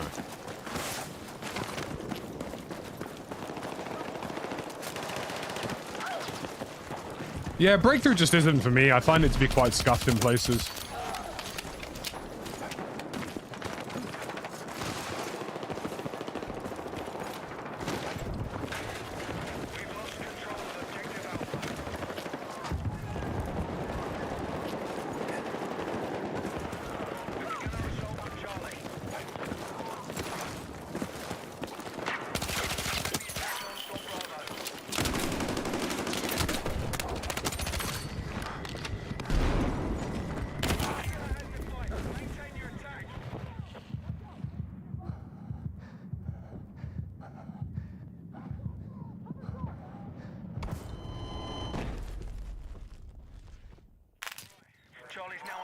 Yeah, day off tomorrow at the Jags game for sure. I mean, today's stream's not going to be super long either. I think it's going to be like a 3-hour kind of thing. Going out for dinner tonight, which I'm looking forward to. It's going to be good. Need a bit of a reset to get the old creative juices flowing again for next week.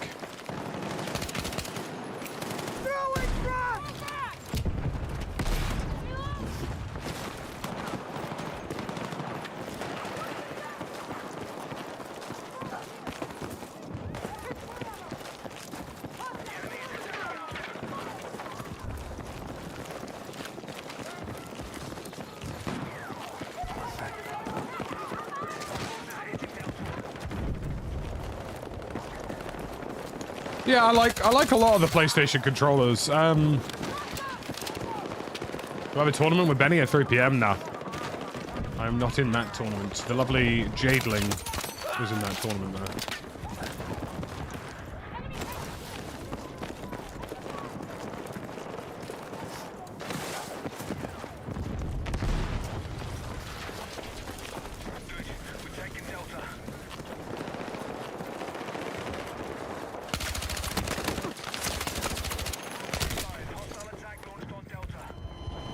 The enemy block. Oh, I skipped. I'm so sorry. That was actually my fault. That was entirely my bad.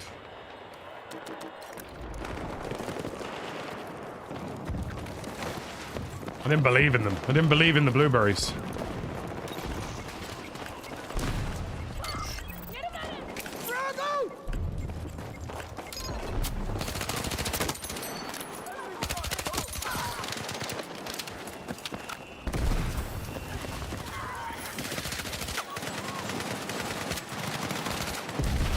I love how there's no one on the objective, but people are just shooting into the bushes.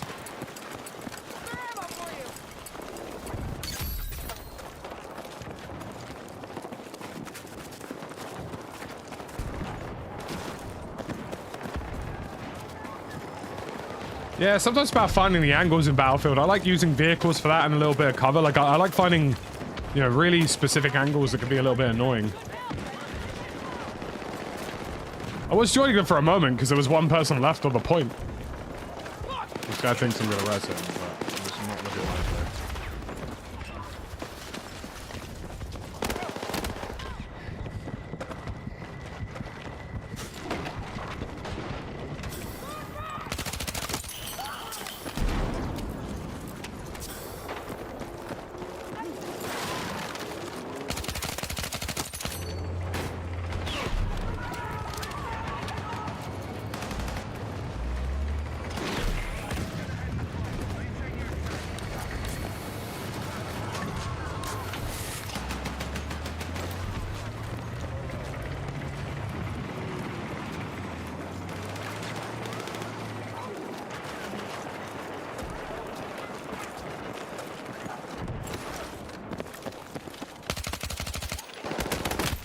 word. Didn't even see that guy. I need a medic! Spider homie! Or maybe spider horny. I don't really know what he's trying to spell there.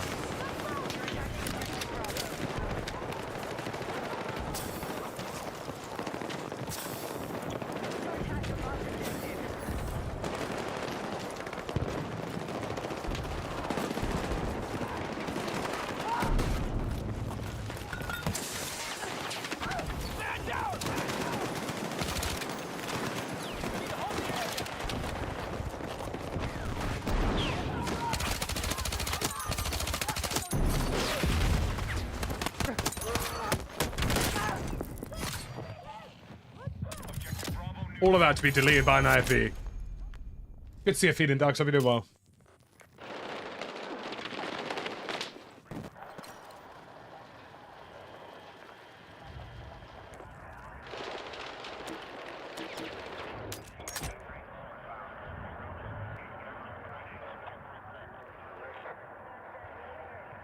I haven't really used any of the ARs, if I'm being perfectly honest. But no, I'm a carbine SMG kind of guy. Carbines. You gotta have your carbines.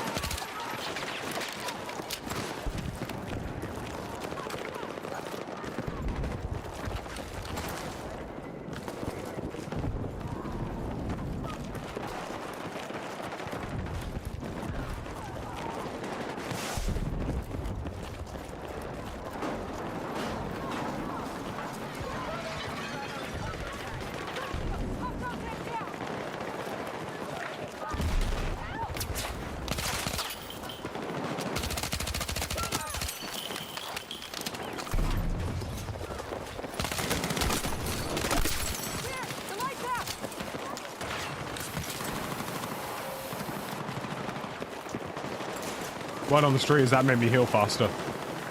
I totally didn't just do it to aura farm.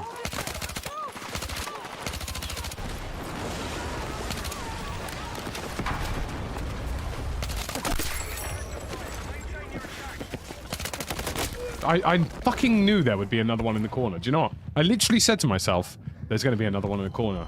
But I thought, oh, maybe I don't need to check it because he won't be there. I'm such an idiot because I knew he was there and didn't do it.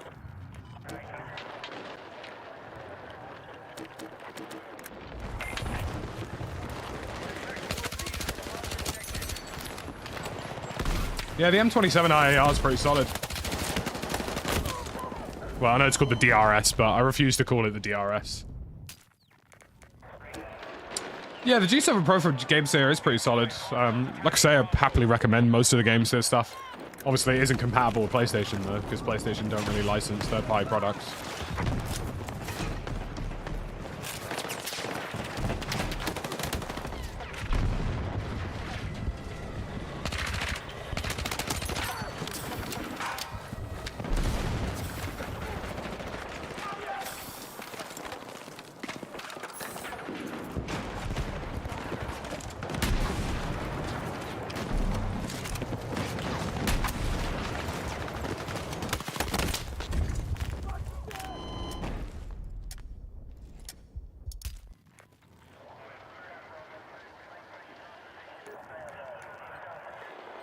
These guys are getting all capped. Holy shit.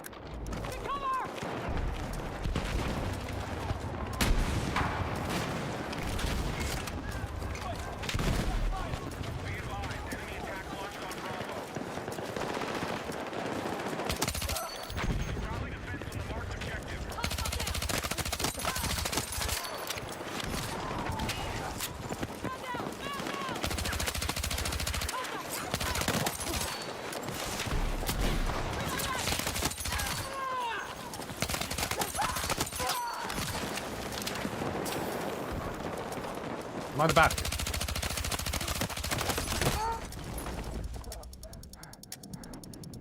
I think I am. Yippee! Victory! It's...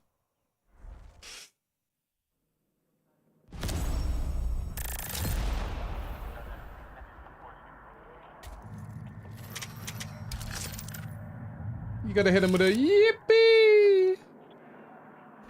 Yippee! Hooray!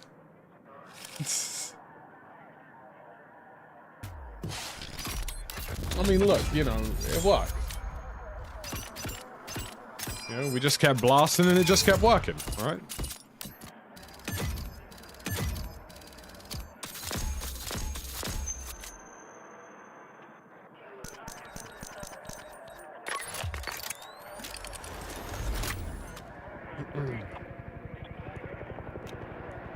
Oh, firestorm, lovely.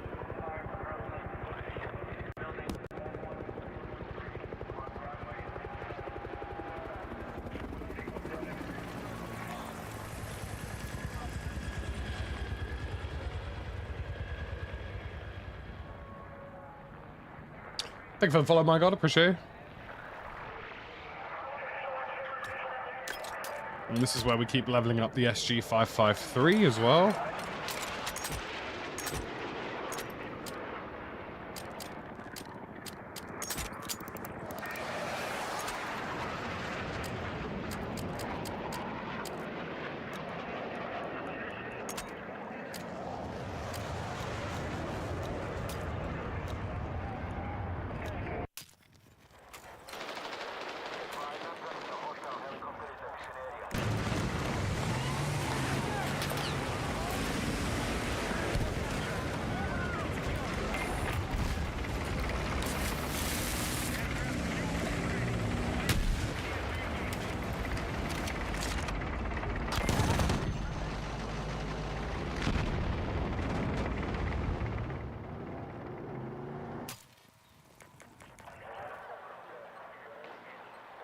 How do you know you're being routed through the wrong servers at the moment, though, Sean?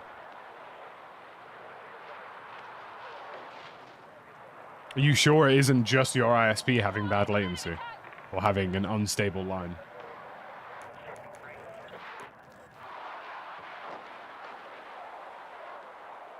Yeah, the Santiago name, Sean, is just the name of Battlefield 6. Battlefield 6's nickname is Santiago. Like, that's the code name for the game. It doesn't mean you're in Santiago.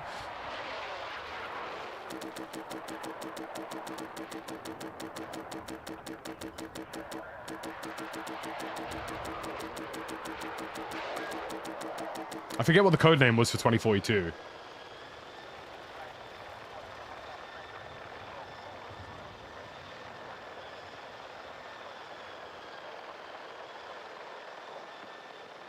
The community servers have a lower tick rate than the primary multiplayer servers, Sean.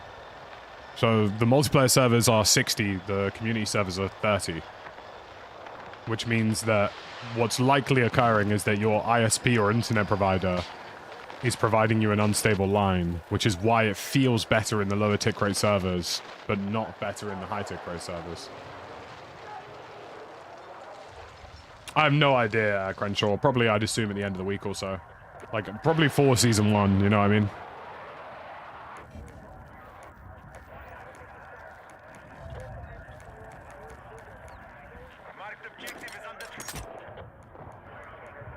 I would like to spawn in one of these jets or something, but I don't know if we're going to get that.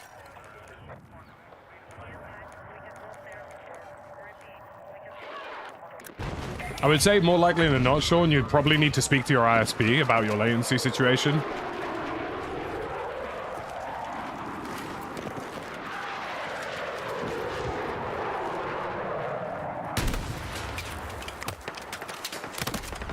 I'd also look at doing like a packet test, like packet stability test, that sort of thing.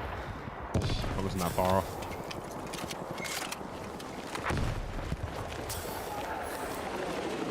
Because you're not being routed through the wrong servers. Like, that is just the nickname of the game.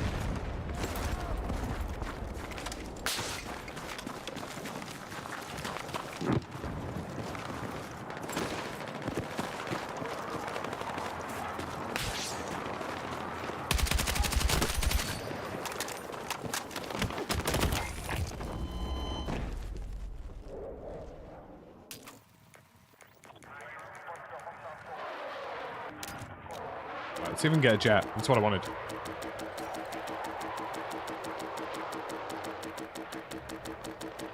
Yeah, I'd assume to expect a lot of those changes with the Season 1 update. I think, obviously, they're kind of focused on that Season 1 update being stable and solid. So I would be surprised to see fixes like that go live before then. Just in terms of the timeline of how they're probably updating their game.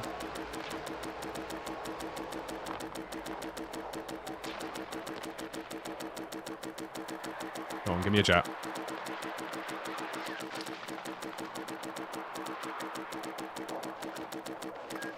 For fuck's sake, dude. I swear to God I get no luck with that. I've definitely lost that to somebody who's going to crash it in like half a second, dude. That's what's going to annoy me.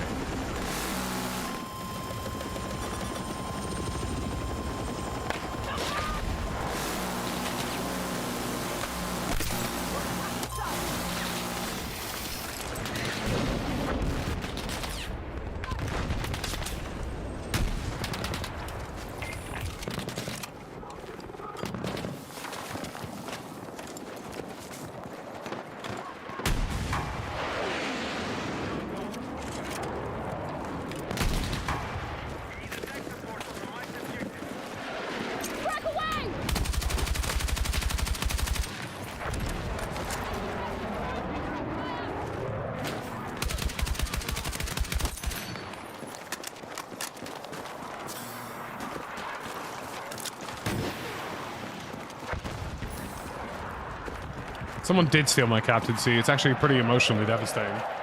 Good morning, by the way, Becca. Think about getting a 5090 PC to get that Lee experience, but I know PC comes with a cheers, so it's... Powder cost us currently 6K for a 5090 build. I mean, I wouldn't... Here's the thing, right? I would get into PC gaming if it's not just Battlefield that you're interested in. How did I... Oh, I actually put my controller down because I assumed I died, because I'm used to just dying after that. Like, get a PC because you want higher refresh rates, if you want, like, you know, not just Battlefield, maybe you want to try some Valorant or some Counter-Strike, like... I personally wouldn't get a PC just because there's one specific game. I would get it because I want Armor of Forger to be a better game for me, or I want to play Squad, or, like, you know, there's a couple of games on PC.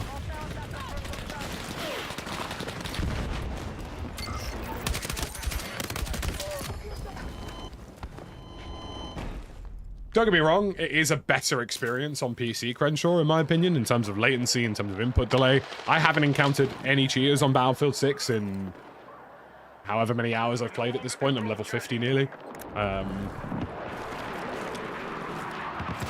But like I say, I still think it's a worthwhile thing to do, I think, if there are lots of different titles that you want to play. Like, I don't just play Battlefield, you know what I mean? Like, I play Valorant, I play...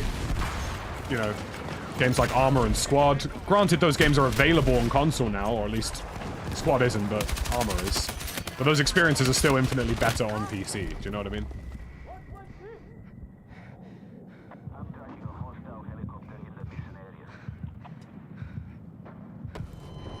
Any elite LMG setups? I love the RPK, dude. The RPK is, it's a tasty boy. Sitting here looking out the window thinking about the RR I lost yesterday. Well, if you considered playing better, you know, you wouldn't lose skill points in Valorant if you were just more skillful.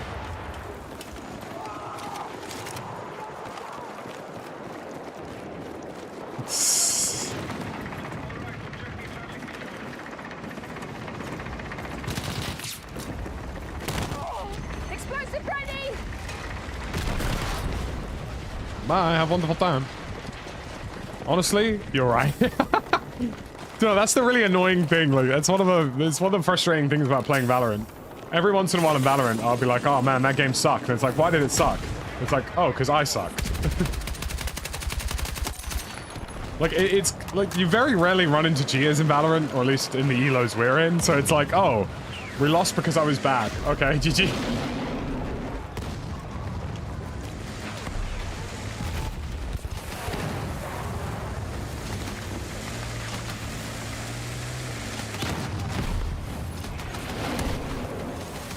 This guy's got the confidence of all the world behind him because he's rolling into battle with 3 engineers on his tank. And he basically physically cannot lose.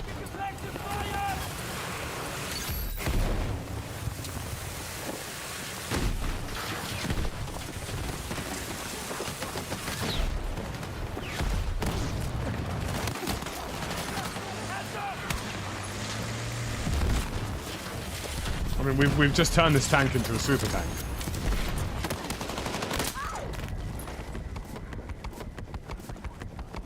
Maybe I just lock duelist instead of filling smokes, just like someone's butler and become good. I hear it. I hear it. That's actually where I was at Valorant before Battlefield 6 released. I started insta-locking duelists. I've seen ultra-wide monitors, Crenshaw, and they are really cool. The reason I don't ultra-wide is because, obviously, where I stream and record content, everything has to be in 16:9. But the secret sauce, if you will, of my setup is that I run a 480Hz monitor. So in Battlefield 6 at the moment, I'm getting sort of in and around 300 frames, which means that,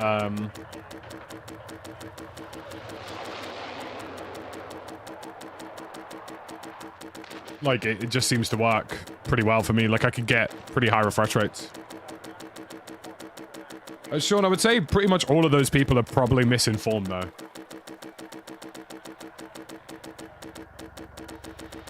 There's some guy just insta-locking this jet, bro. It's absolutely insane. Like, as far as I'm aware, there isn't a server routing issue in Battlefield 6 in terms of where you're going to be placed. You're going to be placed into servers predominantly sub 40 ping.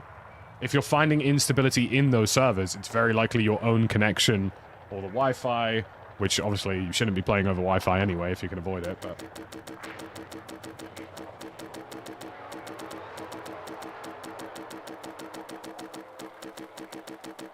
If I do bad at duelist, I might just never mention the game again. I mean, I hear it. We've all been there. Hilariously, Battlefield 6 is locked to 300 FPS. Like, you can't get higher than 300 frames in Battlefield 6. Like an engine lock. Apparently it's something that they're going to fix, though, so... Soon I'll be able to game at maybe even higher.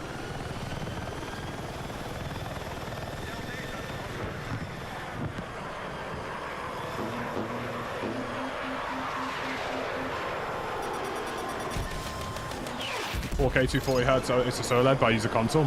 Yeah, I mean, that's going to look pretty nice on a 5090 PC if you did go that route. Shit. Oh my word, what shot.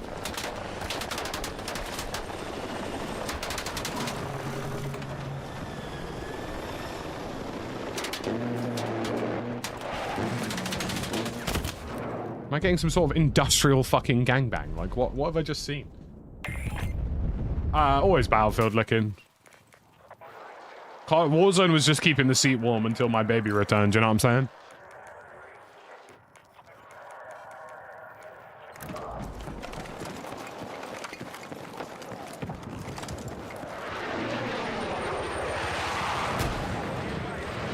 Oh.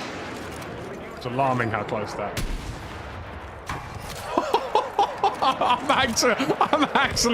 I'm just so fucking good, bro. Death to the Melbirds.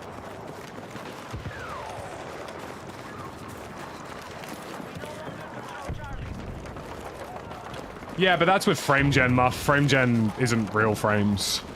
Like, it's just... The actual CPU frames of this game are locked to 299. You can't go any higher. When you should absolutely never use frame gen in a first-person shooter.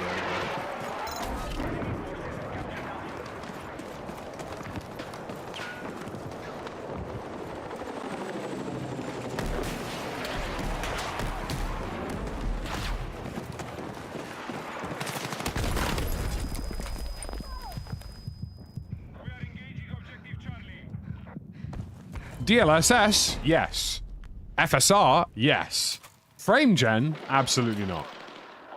If you use frame gen in a shooter, you are basically playing yourself at like a 200% disadvantage.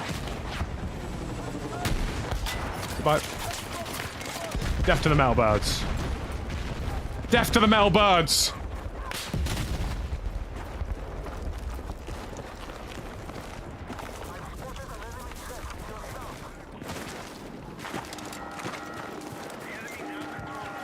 Deaf to the male birds.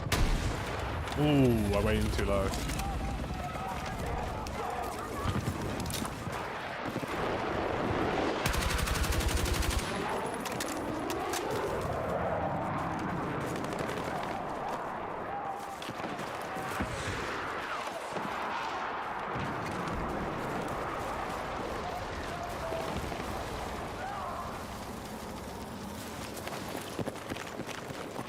You can go above 300 FPS deleting reflex files, but why would you do that?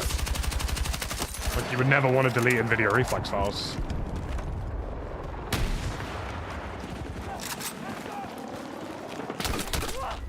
Like, the end-to-end latency boost with NVIDIA reflex is substantially better than the frames you would get going above 300.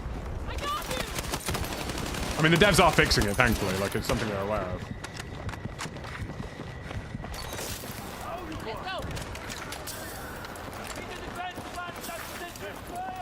Like, frame gen in a single-player game, sure, go crazy, right? Even then, I probably still wouldn't use it because I prefer not having the input latency artificially increased.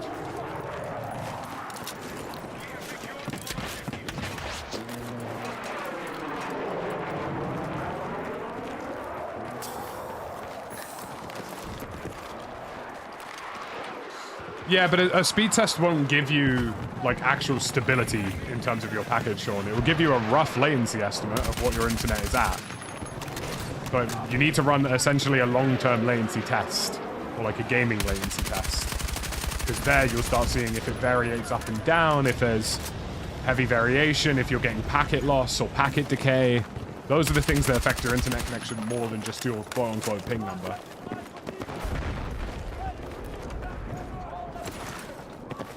I would use the QB over the M4.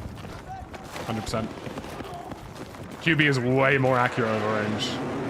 M4 will probably delete people up to 10 meters faster, but QB is way accurate over range.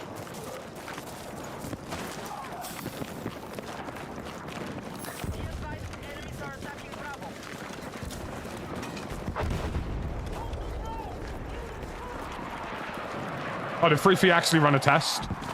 Oh, nice. Good to know. Freefee's probably the only person in the space who I would trust. Bro got that calculator out, you know what I'm saying?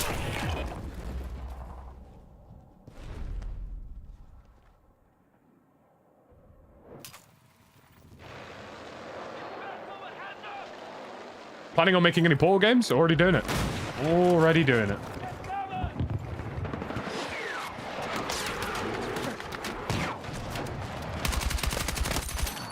I'm personally just going to wait for them to patch it. Yeah, jitter tests are better for understanding your input, understanding your latency online.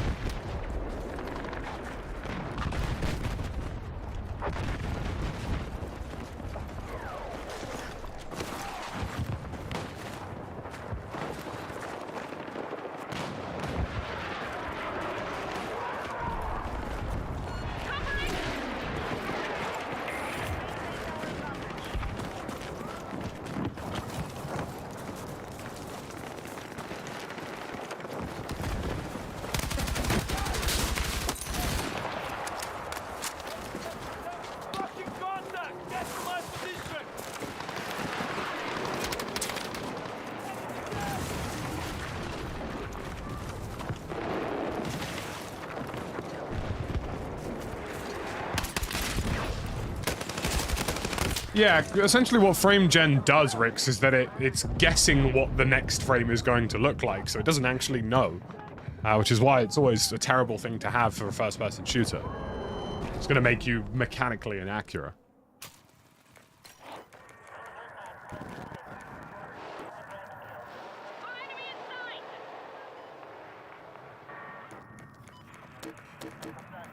Yeah, Freefee's the guy, man.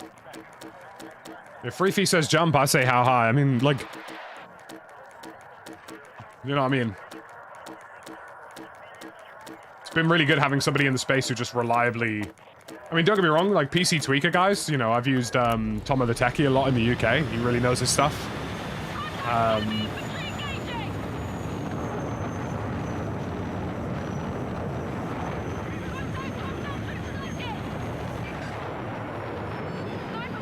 But in terms of actual, like, just understanding whether or not something's worth using in terms of latency, Fruithy's always been really, really solid for stuff like that.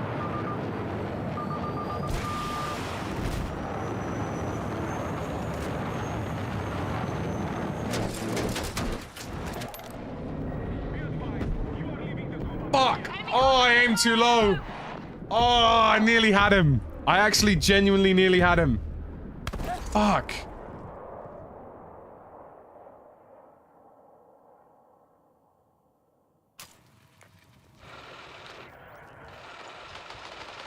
Takes the first frame and the second, it basically fills in the frames based on those two.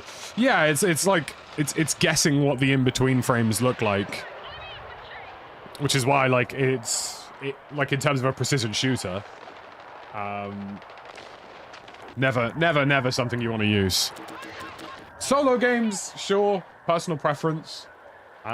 Me personally, I don't like the feeling of added input latency that you get from frame gen.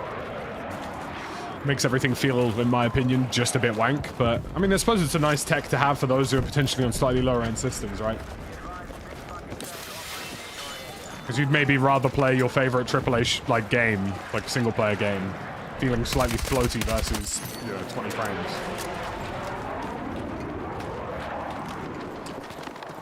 It was interesting to see the Xbox ROG Ally X2, bro, I don't even know, bro, just a proper word salad, whatever they released. I'm the best to do it. I'm just, you give me an RPG, I give you greatness. I swear to you.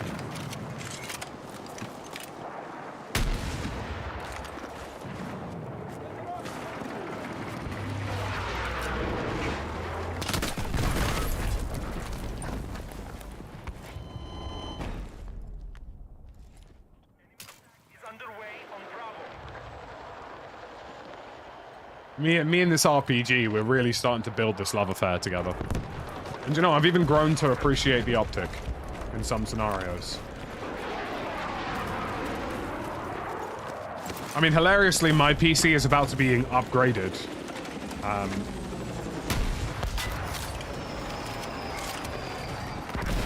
Although it's more of a side grade than an upgrade, really.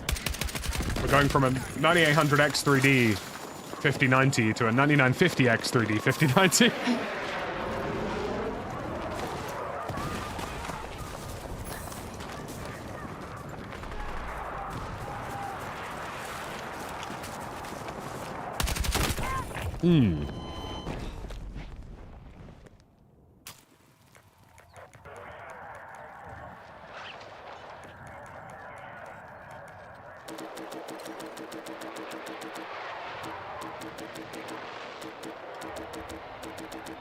Using the SG553 at the minute. Let me know if I'm saying that wrong, by the way.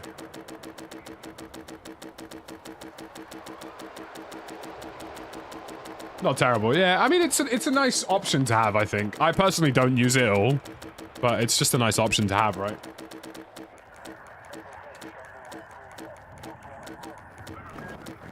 I swear to God, bro. I keep losing this jet to this one guy, bro. I'm losing all the... Bro, I can't fucking select a single vehicle.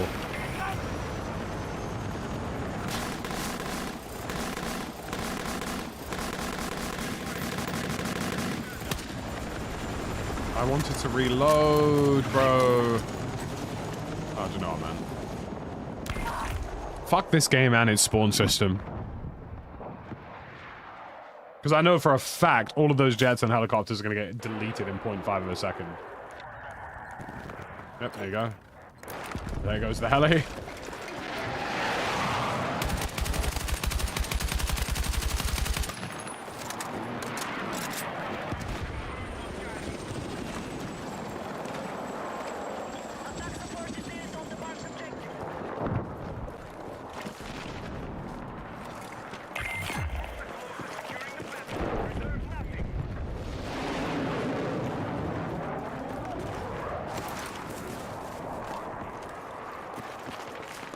I've got a 480 Hz OLED monitor at the moment, Gaz. It's honestly so fluid in Valorant, bro. Feels incredible. Like, hitting 480 frames in Valorant, wowzers.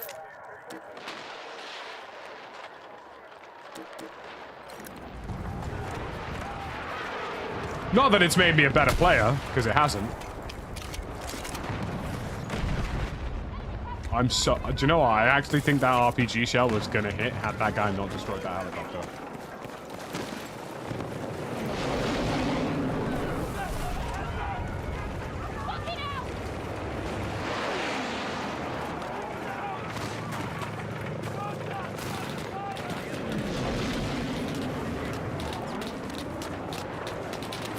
Yeah, for CS and Valorant, it's perfect. Yeah, it's so good, man. Like, it just feels so responsive.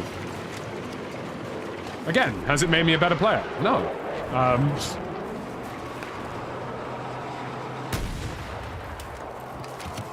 too high, usually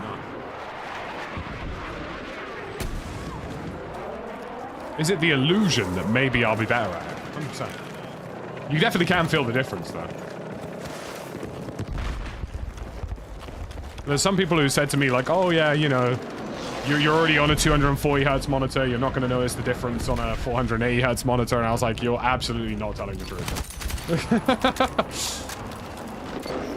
Like, I already know by default I am quite sensitive, I think, to latency and generally frames. But, like, I felt the difference almost instantly.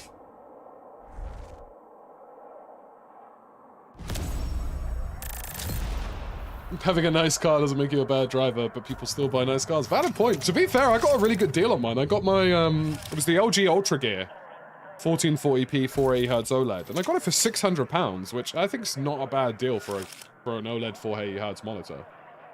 Like, I caught it on sale. And it was one of those sales where, like, you could compound a discount on top of it, so...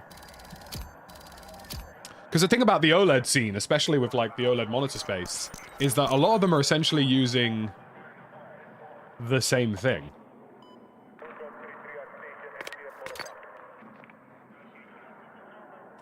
Like, a lot of the OLED panels are essentially the same panel, for the most part.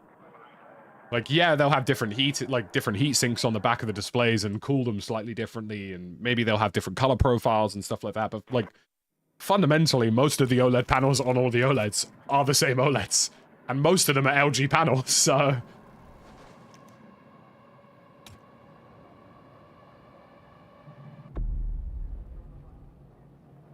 that is the exact PC that I have, Crenshaw, except I'm on a 9800X3D. However, I will be moving to a new PC soon. We have brought a new PC hardware sponsor on board. I'm not at liberty to say who yet.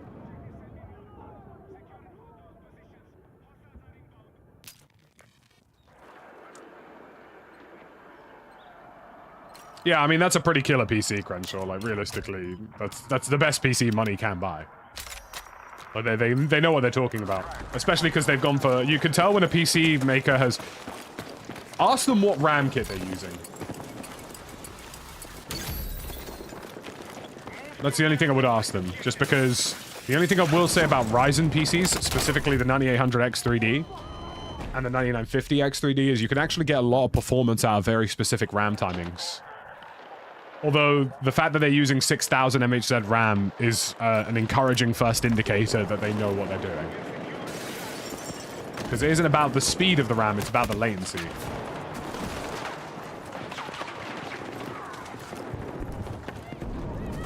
I would say, though, more likely than not, the fact that they've already got 6000 MHz in means that they're very much aware of that. 6K as well, though. I mean, you could build it yourself for cheaper, bro. I ain't gonna lie. I mean, you could probably build that yourself for a fraction of that cost. Although I don't really know what part costs are like in the US or wherever you have to be from, but...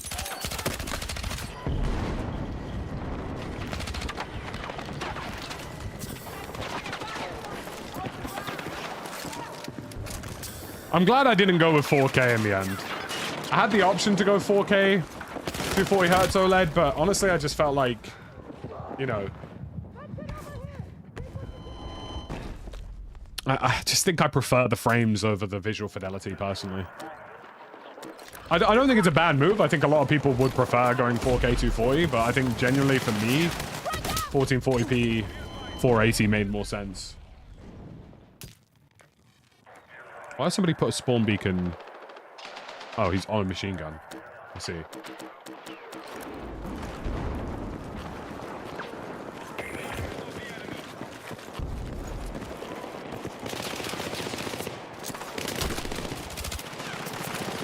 I mean, other than PCs that I've had sponsored, I've always built my own PCs. It's really not that difficult to do these days. I mean, granted, yes, it is a bit of a head scratcher. But as long as you take your time and you're patient with it and you set aside like an afternoon for it. Like, there are so many video guides online. And a lot of it is pretty self-explanatory. Like, my biggest advice to people who are building a PC for the first time, like, A, watch the guides. B, read the manuals. And C, just take your time. Like, don't think it's something... If you're doing it for the first time, it's not something you're going to do in an hour or two. It's something that might take you 4 or 5, because there's certain things that you're trying to understand, and maybe something doesn't quite make sense, like... But I've built probably, like, 20 PCs at this point in my life. For myself, friends, and family. It's a really straightforward process.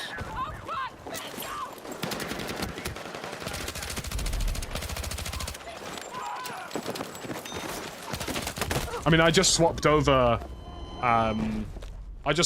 from an i9 13900KF and a 4090 to a 9800X3D and a 5090, and that upgrade process I did by myself. Like, I didn't let someone build it for me. But the new PC that we have coming in is sponsored and built by someone else.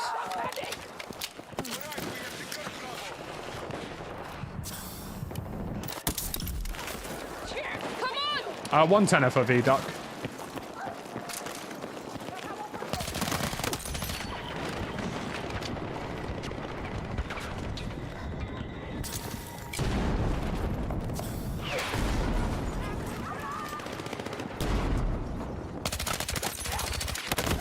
Yeah, fair play, good shots. Never built one, but people say build it yourself. Is the 9950X going to be the main PC or the stream PC? It's going to be the main PC. Like, we've brought... Basically, I've got a new PC partner, like a new sponsor. Obviously, one of the premises of having that new sponsor is, like... I already have, like, a god-tier PC. But obviously, I you know, if I'm going to be sponsored by a PC maker, I need one of the PCs they've made me, because otherwise, you know, it's not exactly a good look for the company, is it?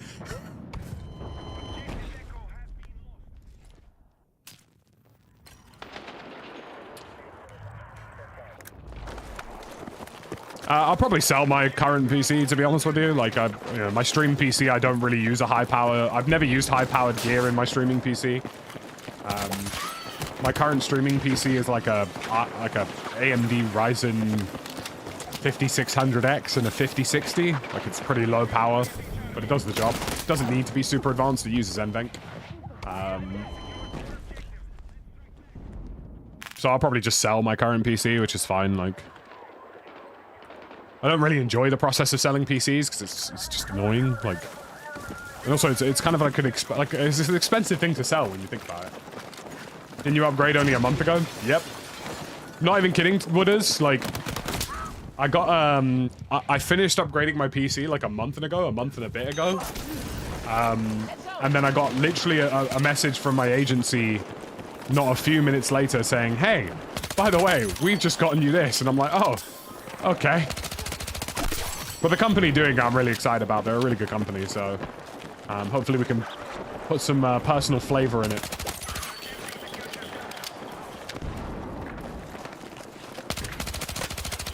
Well, I was using a 1660 Super for a really long time, Gaz, which I think is hilarious because a lot of people are like, why the hell are you using a 1660 Super? But it's like, well, then NVENC is essentially the same thing, right?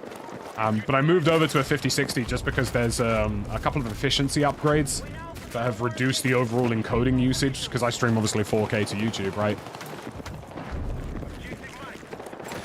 Yeah, I literally spent like nearly 3K on a new like upgrade. Like, I bought the 5090, I bought the 9800X3D, bought the motherboard, bought all that stuff. And then literally like 2 days after I'd bought all of it and put it together, I'd gotten a message being like, "Oh, you've got a new PC on the way, by the way." I was like, oh. I mean, obviously, I'm really grateful. I'm really excited as well. Like, it's going to be a cool PC. And also, to be honest with you, going through a 9950 X3D is actually going to be beneficial for some of the multi-core workloads I do, like editing. But it was just sort of like it was what I would call a COD timing moment, you know?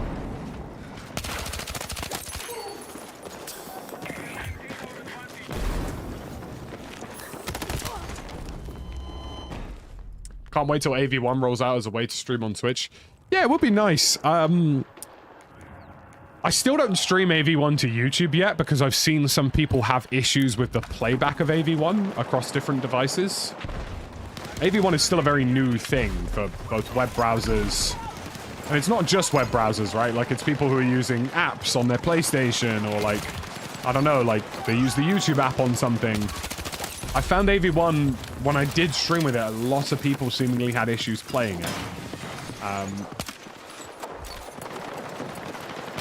So I'm still H.265 on YouTube.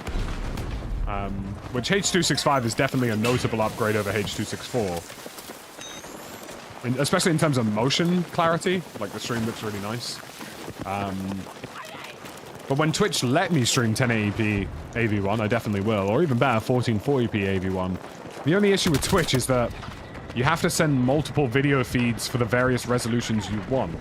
Which, like, okay, but, like, for those of us who are already multi-streaming, like, that's not exactly doable. You know what I mean? Of course I'm on fire. Surely YouTube transcodes. Yeah, YouTube still transcodes it to VP9, which is why it was weird to me that it would have issues anyway. But for whatever reason, I don't know. I think it's just very new space, and I assume because it's very new, something's bound to break. Like I say, it's one of those really niche things as a streamer where, like, if it's new, something will probably go wrong, and nobody will know why. Like, say, for example, the issue I've been having with my browser sources, right? So, to give you guys a bit of a backstory, obviously, we just did a channel rebrand, and we've done a visual refresh of all of our alerts and stuff. But I noticed that when I was playing my alerts on stream... So Andrew Santos has just scored.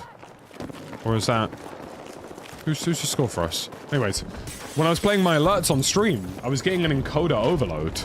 Which made no sense, because why would a browser source cause an encoder overload in the first place, right? It was Andrew Santos, love that. So we were just having this weird issue, and it was actually causing, in some cases, the encoder would overload, and then it would never recover, and OBS would actually hard crash. And, like, I'm losing my mind about this problem, right? Like, I've never had this issue before. Lo and behold... I go through all the troubleshooting, try to figure everything out. I've done multiple test streams off stream to figure out what's gone wrong. And it was the new version of OBS. New version of OBS. Completely chalked. The new version of OBS and the new version of Atom Vertical are causing crashing. And I only figured it out because I sent my chat, I used my OBS crash log in ChatGPT to identify the source of the crash. And it put up Atom Vertical, which is the plugin we use to multi-stream, right? Lo and behold, who do I get a message from? Stone Mountain. Same problem. All of a sudden his vertical, like all of a sudden his stream's crashing. Now for me, I thought it was my browser sources were causing the crash, but in reality, it was just a symptom of the vertical plugin completely crashing.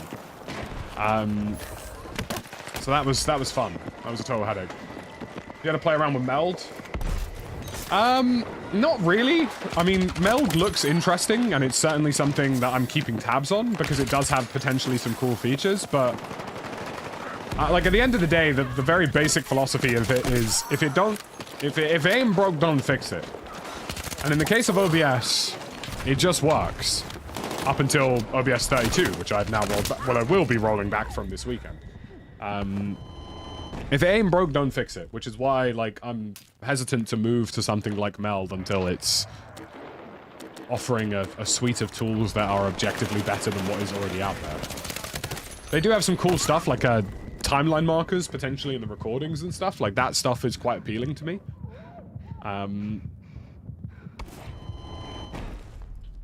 But just keeping an eye on it. I mean, the biggest headache I've got on the horizon is that in the not too distant future, I'm going to have to stream 3 feeds of video, which I've not done yet, so I'm going to have to test that. I'm going to have to stream 4K 60 to YouTube, 1080p obviously to Twitch still, but then on top of that, I'm going to have to stream another 1080p vertical feed to YouTube to make use of the dual vertical horizontal streaming, and also it's 2-0 to Chelsea, so life's great. And that's Pedro Neto with a goal. Life's fantastic.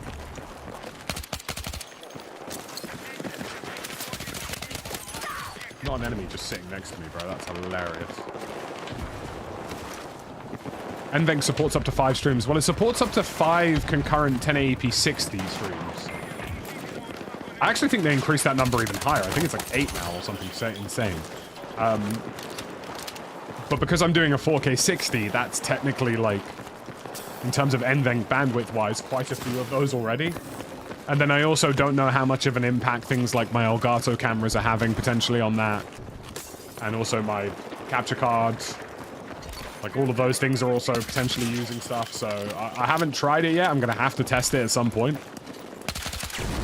I don't have access to the horizontal and vertical live streaming simultaneous thing yet, but it doesn't officially release until December anyway, so I'm not too pressed about that.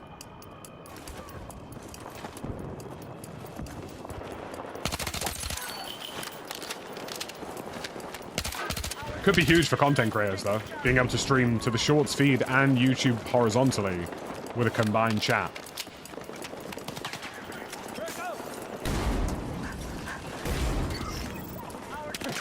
I mean, potentially if I have to download YouTube to 1440p to do another 1080p feed, I will do that. Just because the potential from the Shorts feed is incredibly high. But we'll get to that when we get to it, right? That's going to be another weekend testing kind of situation. Every time I see you play Claws, my fingers are still hurting. Do you know what the weird thing is? It's actually completely comfortable to me. Like, I don't find this uncomfortable at all. Like, to me, this is just normal.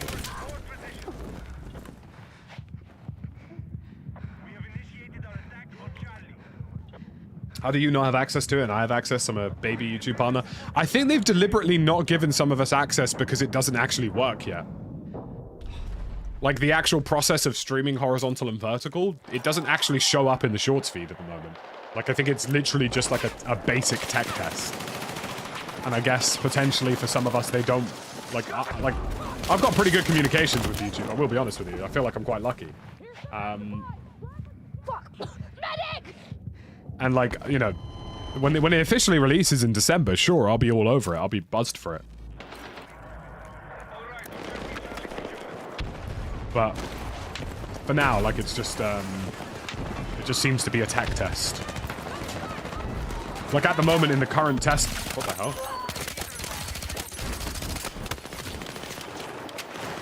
Like, at the moment in the current tech test for it, you can't send 2 separate stream keys with 2 separate feeds. You just get a cropped version of your existing horizontal feed, which is not really what anybody wants. Oh my word. I have back paddles, Just Wilson. I already have back paddles. This is just a natural controller resting point for me. I also have massive hats. Like, for context, I do have massive hats. Like, this is a regular PlayStation 5 controller, and this is, you know what I'm saying? Like, a very large hands.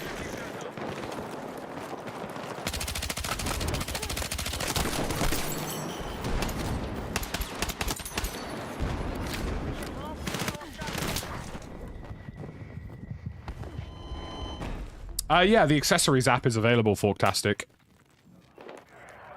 If you download the PlayStation accessories app, it gives you full custom control over all of that stuff now. But they've actually, dare I say it, they've actually built a PlayStation controller drive for Windows, which has not been a thing this entire time.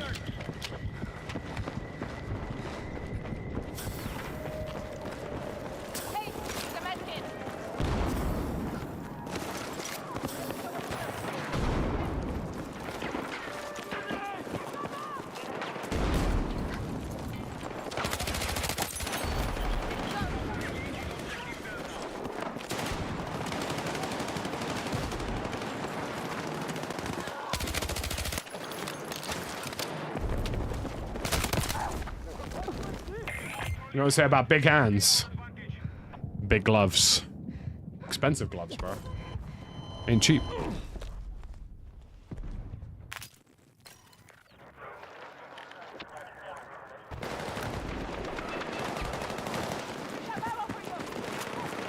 Graham, good to see you, Brima.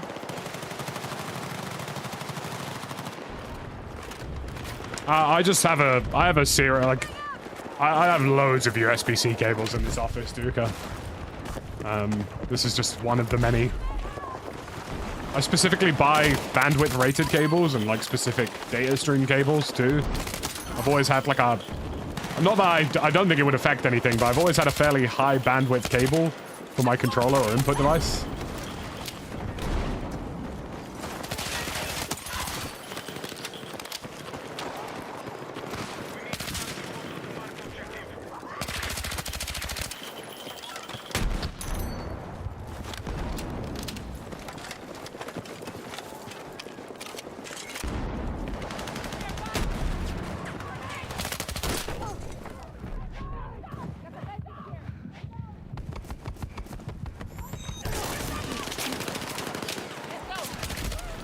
I don't really like the new Assault design. Yeah, I've got the Game Seer Cyclone too. I don't have the Pro. I've been meaning to try it though. I mean, the guys over at bloody the guys over at Scuffer are trying to send me one of their new controllers because it's got TMR sticks. But like, I mean, I'll tell you what I told them. I mean, like, I'll give it a try. But I'd only really ever work with them if the TMR sticks are good. I don't have the best experience with Scuff historically. Like, I've had 2 of their controllers and both of them did not work in the end. Like, if the TMR sticks are decent, fair enough. Sweet. Problem resolved, right? But yeah, I don't have any interest in working with controller companies unless it's like a solid paid partnership at this point. Like,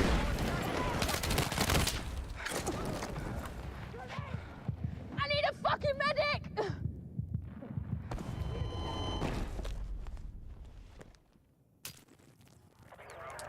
I don't know, like, for me personally, I don't like Assault having health. I've never liked Assault having health. I don't agree with the whole weapon sling situation. I think that doesn't make sense.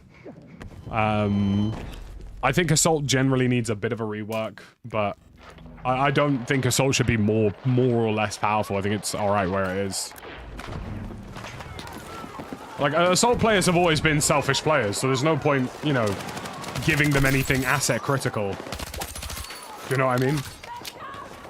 It's never made sense to give Assault players anything asset critical because they've always been the sort of selfish frontliners, right? Very few Assault players actually healed friendlies or picked them up.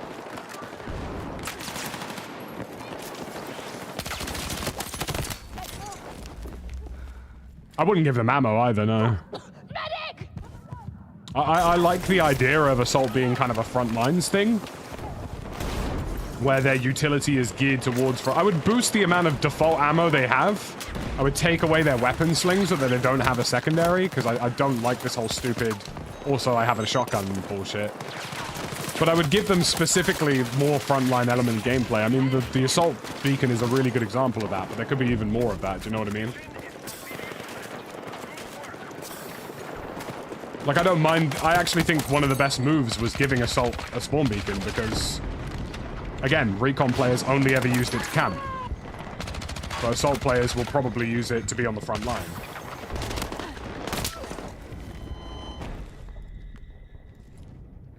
TMRs are legit. I give them an Elite Series 2 controller. Game Set G7 Pro. Yeah, I'm going to give them a try. Look, you know, I'll work with Scuff again if the TMR controllers are solid, happily. But, you know, I'm really, like I say, I'm not doing any of this affiliate code business. If they want my business and they want to work with me, they can pay me, like...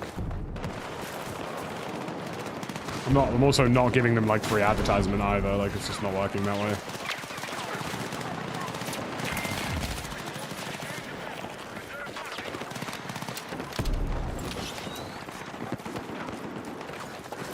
I think support should be somewhat OP though, right? Because it's arguably one of the most crucial roles. Enemy attack is underway on Bravo. I don't think Assault should get a heal back, no. Like I say, there is no point giving assault players anything mission critical because they are the selfish players of the game. Like, people play assault because they want to run and gun with an assault rifle and they don't actually want to be anything useful team play wise. Whilst I'm sure some of you are, like, the reality for the wide majority of Battlefield is that assault players are just the selfish run and gunners who don't give a shit about team play. Do you know what I'm saying?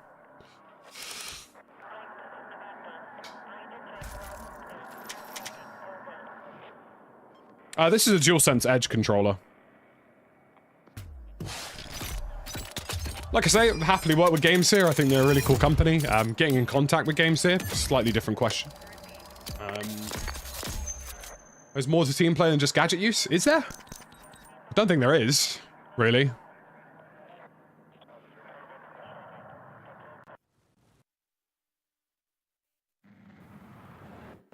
Mate, Chelsea are playing some champagne football right now. Life's great, bro. 2-0 up against Forest.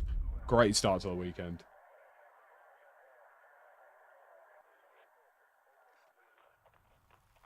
I actually entirely agree with the current approach to classes. If I'm being perfectly honest with you a lot, the only thing I would change is rebalancing anti-aircraft, because at the moment, AA is too powerful against helicopters. And I would take away the weapon sling from assault and replace it with something else that's more useful.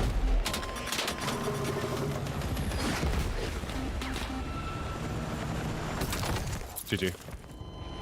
Speaking of AA.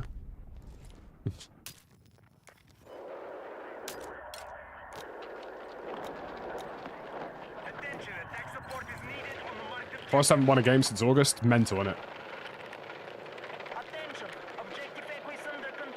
The comments on your video about reducing the rockets, Chow and Ree. But the truth is, I mean, I'm literally an engineer, bro. Do you know what I mean? Like...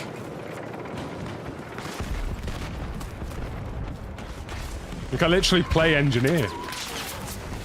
I'm just aware of the fact of how utterly hopeless the current situation is for people who play helicopters at the moment.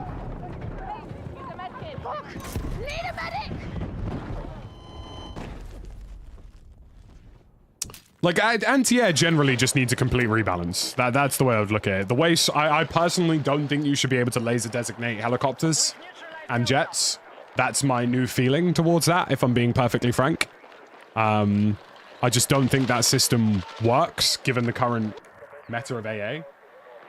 Prefer aim controllers over Battle Beaver or Scuff. Too many bad experiences. I had a great experience with aim controllers. A really great experience with aim controllers. They were one of the first guys to do Hall effect sticks, and I had a really good time with them. And also, some instances... I know I think 1 or 2 people had a bit of a rough customer service experience, but overall, most people who bought from them using my stuff told me that they had a really good experience with it.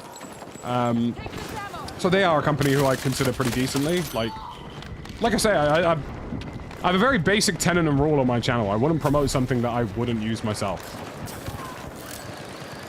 So if Scuff want to send me this controller and it's decent and the TMR sticks are working, sweet. You know what? Perfect. We'll give it a try. But even so, like, again, I'm not really into this affiliated deals nonsense. FlyDigi Apex? Yeah, FlyDigi do some good stuff. Like I say, I really like the fact that we have these new brands coming into the controller space, like FlyDigi, GameSeer. They seem to be offering really solid products at really competitive price points as well, which I think really matters. The worst thing is going out and spending $200 on a controller and then it stops working after a year. Like, you insane? You know, I've spent half the cost of a console on a controller.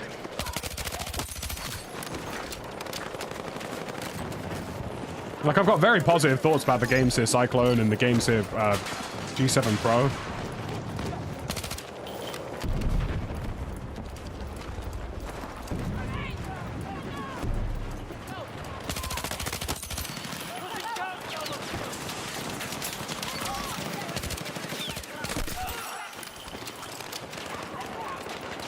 Materials, the feel, the weight, all for 99 euros. Yeah, like I say, I mean, I'm not sponsored by GameSeer. I've got no affiliation with them.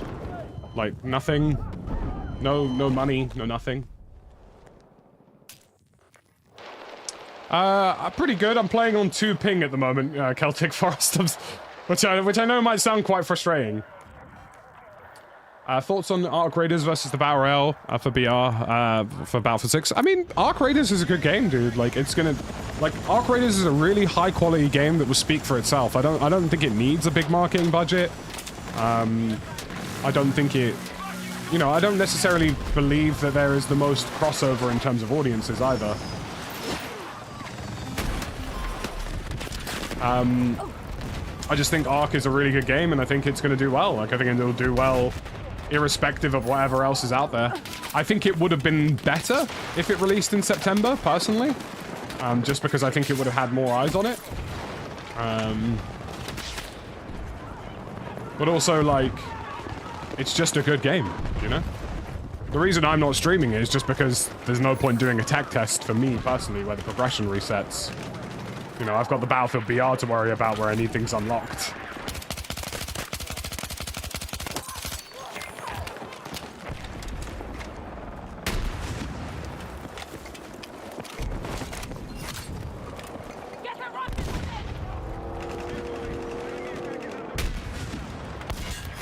Bye.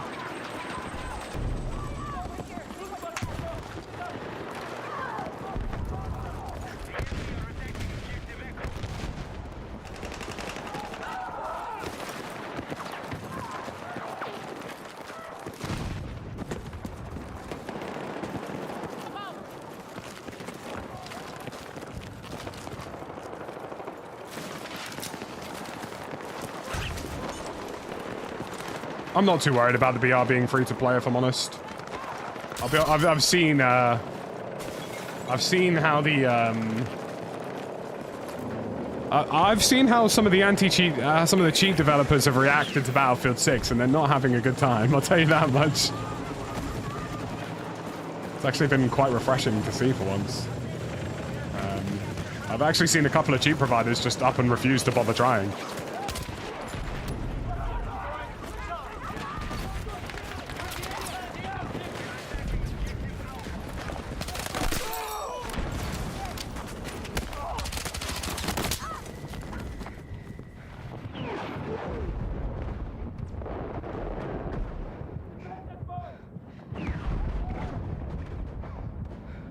Solo, I think, so I'm pretty sure that when Ark Raiders releases, if you play solo, you'll only be match-made solo with other solo players, which I think will be fine. It is definitely a great team experience, though. I honestly think Ark Raiders is going to be the most successful extraction shooter on the market. Because Ark Raiders solves, in my opinion, the lifelong issue of extraction shooters, right? The problem with extraction shooters is you get all this gear together, you start working with your team, and then you have one fight, and if you lose that fight just on a whim, it's GG, right? Like, and once you've lost that fight, you lose all your gear. Yeah, sure, some of that is kind of enjoyable because it's the whole process of looting, relooting, and starting from scratch again. But for the most part, it kind of sucks. Like, in Ark Raiders, like, the AI for that are genuinely so intelligent in terms of how they break up gunfights. Like, it's not a guarantee that, you know, like, if you start a gunfight in Ark Raiders, it's not a guarantee that that gunfight is going to finish with one of you having to lose your gear. Like, you might just have to end up going separate ways. Like, I've had a lot of fights in Ark Raiders where, like, we start the fight, it starts getting pretty intense, maybe we get one kill on one of the guys, but we just have to stop fighting because the AI intervened.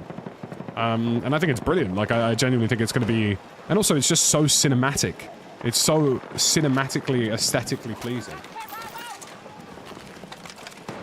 So yeah, I genuinely think Ark Raiders will be... And also, it's releasing on console.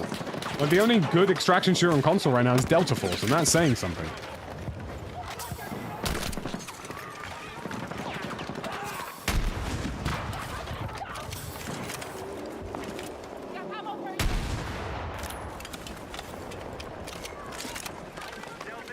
Yeah, the drone thing's a PvE. But the cool thing about the drone things is that if you have a gunfight with a squad, and that fight progressively starts taking more and more time, it alerts more of the drones in the area to the fight, and progressively draws them towards you. And because of that system, you ultimately end up with gunfights that are spaced out, because the AI is making people disengage. Is COD even going to be played for real? I mean, I'm sure lots of people will buy Black Ops 7. It's just the nature of, it's the nature of COD. It's a yearly release that people do just tend to play. But I don't know, if I'm COD this year, maybe I'm a little worried, man. Because, like, I think there has been... I mean, Battlefield 6 getting 7 million sales in 3 days is Call of Duty numbers. Do you know what I mean? That's pretty insane.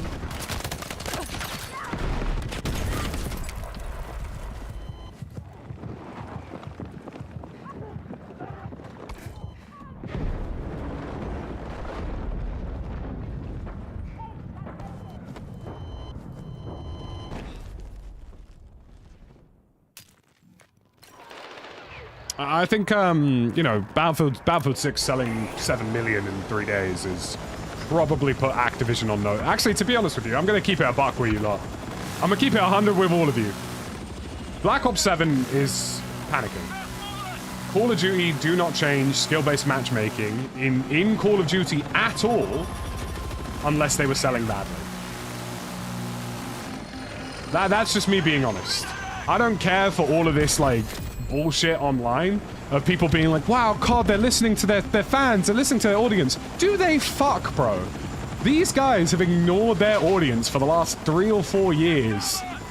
Ignoring us about the anti-cheat stuff, ignoring us about Avalon, ignoring us about half the issues that plague that game on a daily basis. They released an entire research paper telling people that SBMM was better, they know better, they're the devs, we're the filthy little consumers, we don't know what we're talking about.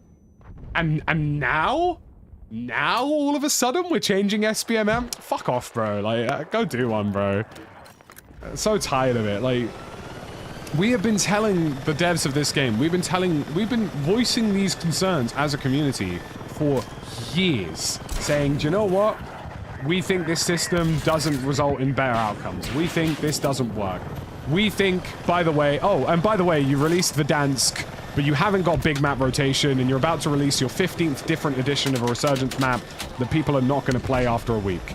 Like, all of these things are things that they have known for years and have done nothing about it. So do I think it's commendable that, yes, they're finally doing a change? Cool, brilliant, great. Should you buy it? No. God, no. They only did it because they were forced to. They only did it because the sales were bad.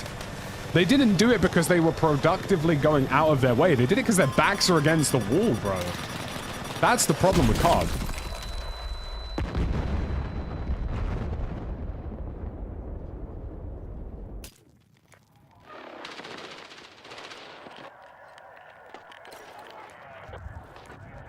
And I tell you what's going to happen, right? Call of Duty are going to do this thing where they're going to say that they've got the open playlist, but I bet you this is what fucking happens, and I put money on it that this is what happens. They are going to release the game with an open playlist for SBMM and a closed playlist for SBMM, right? And all the people who are smart enough to know that SBMM is... Like, if you're engaged enough online to know what SBMM is, you're going to click on the open playlist, which is predominantly going to be more engaged players, and therefore the open playlist is going to become more sweatier than the closed playlist. And I put money on it. I will put my fucking house on it right now. When Call of Duty released Black Ops 7, you're going to see closed playlist, closed playlist, closed playlist, closed playlist, and then at the bottom you'll get open playlist. And they'll put it at the bottom because the average player will not know what the difference is. They won't communicate what that difference is in-game. They'll only communicate it online. And then because of all of that, I guarantee you the open playlist ends up being sweatier than the closed playlist. And then Call of Duty will go, oh, but you guys wanted open playlists. This is what an open playlist is. Right? And because they won't make that distinctive difference, they're going to validate their own data by basically just not actually giving you a real open playlist. Because if you're opening SBMM, there shouldn't even be separate playlists. It should just be that that is the case. But they're not going to do that, I promise you.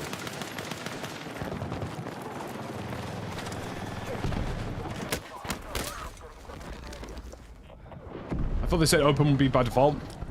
They can tell me tomorrow that they are going to cure world hunger and I wouldn't believe them, bro. Call of Duty, they just find a way, dude. They find a way to take something that's positive and they find a way to fuck with it.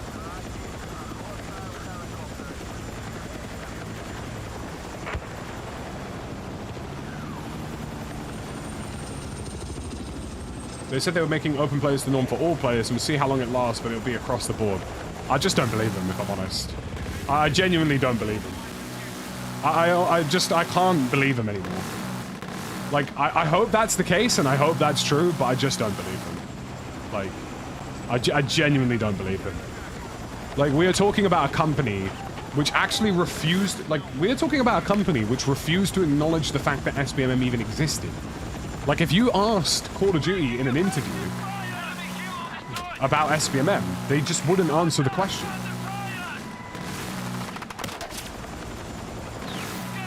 I mean, we're also talking about, you know, a company that's progressively said 4 or 5 different times over the last 5 years that they're going to fix cheating and have never actually done it.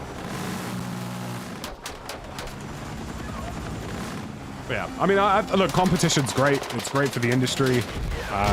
You know, I've been talking about these issues for COD for years now, and I just stopped bothering it, you know? Like, I've stopped bothering caring about Call of Duty because it's clear that they don't give a shit. Like, if I'm being perfectly frank. They've reached a point where in terms of the size and scale of what they are, they do genuinely believe that they're too big to fail. They don't engage with their community. They only do things when they're forced to do it, and if they're forced to do it, they do it dragging their feet. That's how Call of Duty's operated. It's how they've operated for years. Like, the only reason that this SBMM change is happening is absolutely not because from the bottom of their heart it's what they wanted to do. The only reason it's happening is because they are being forced to do it because they needed something to improve their overall marketing and brand image because their sales are in the floor. Their sales are so bad, somehow, some way, that they're struggling, right? And everybody's going to be like, well, yeah, but their sales aren't bad. They're still, you know, top of the leaderboards, whatever. But Call of Duty aren't that kind of company. Call of Duty want year-on-year success. They want every year to be bigger than the last year. So for me, the only reason those changes are happening is because of what's occurred. And we need not talk about Warzone. I mean, Warzone's basically dead in the war anyway until Avalon releases.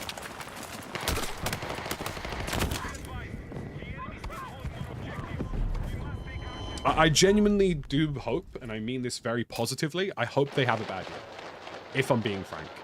I hope they have a bad year. I hope it's catastrophically bad, that they have to reassess how they've approached everything over the last 3 to 4 years.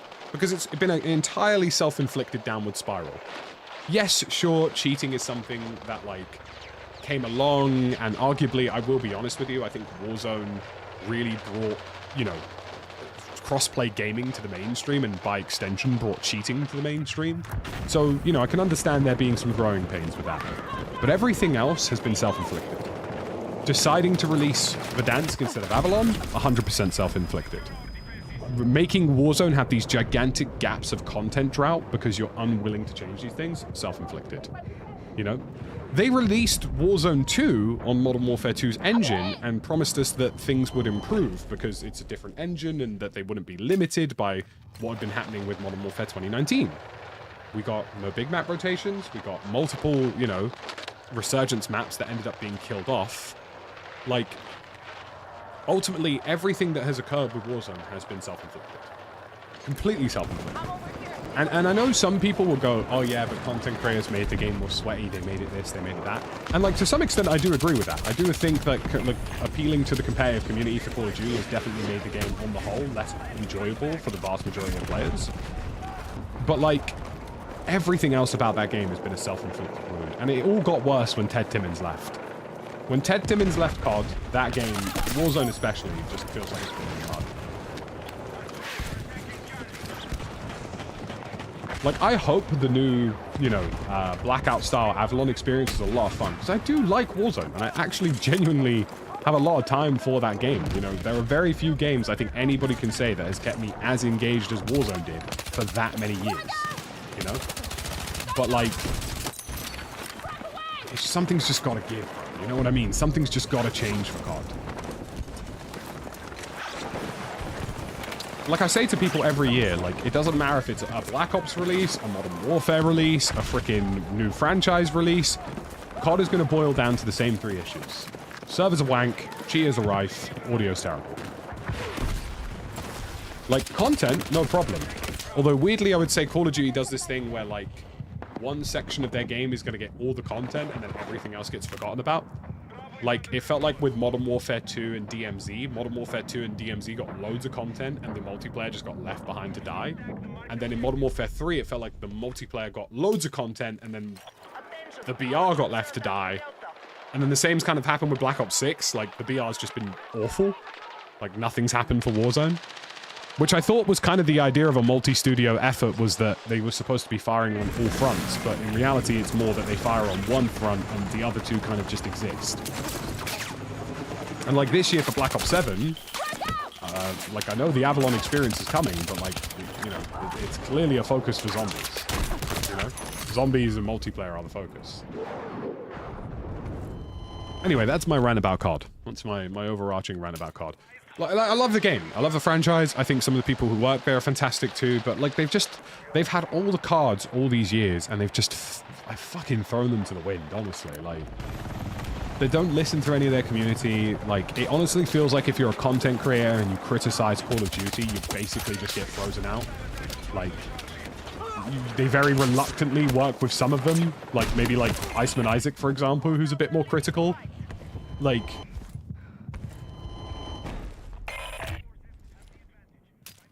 even just the way they approach something like COD Next, for me, like, as a company,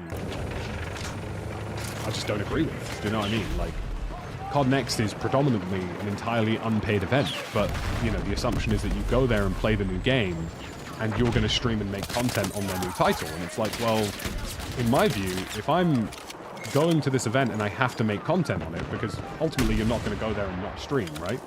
Those are deliverables, so therefore those deliverables should be paid for. But Call of Duty's approach is like, well, no, it's a, you know, a luxury to be here, and you know you're fortunate to get early access to our game kind of vibe. And it's like, well, no, not at all. Like, you know, we're now very much in a market where you're lucky that your game gets coverage at all. Like, you know, there's competition out there.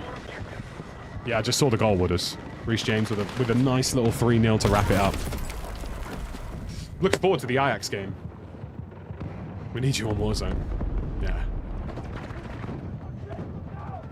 Like, obviously I don't know the situation with Milo. I don't know what, like, the general shenanigan has been with him over the years, but Milo's videos have always come across as very constructive about zombies.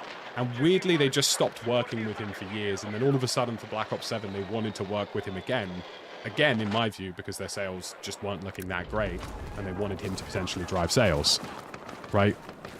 For me personally, and this is just my personal experience, like, I seem to have had a really close relationship with Call of Duty, where they would talk to me about stuff and, like, you know, ask me if I wanted to, you know, do so-and-so thing, or, like, be involved in so-and-so thing. We went to Modern Warfare 3's COD Next.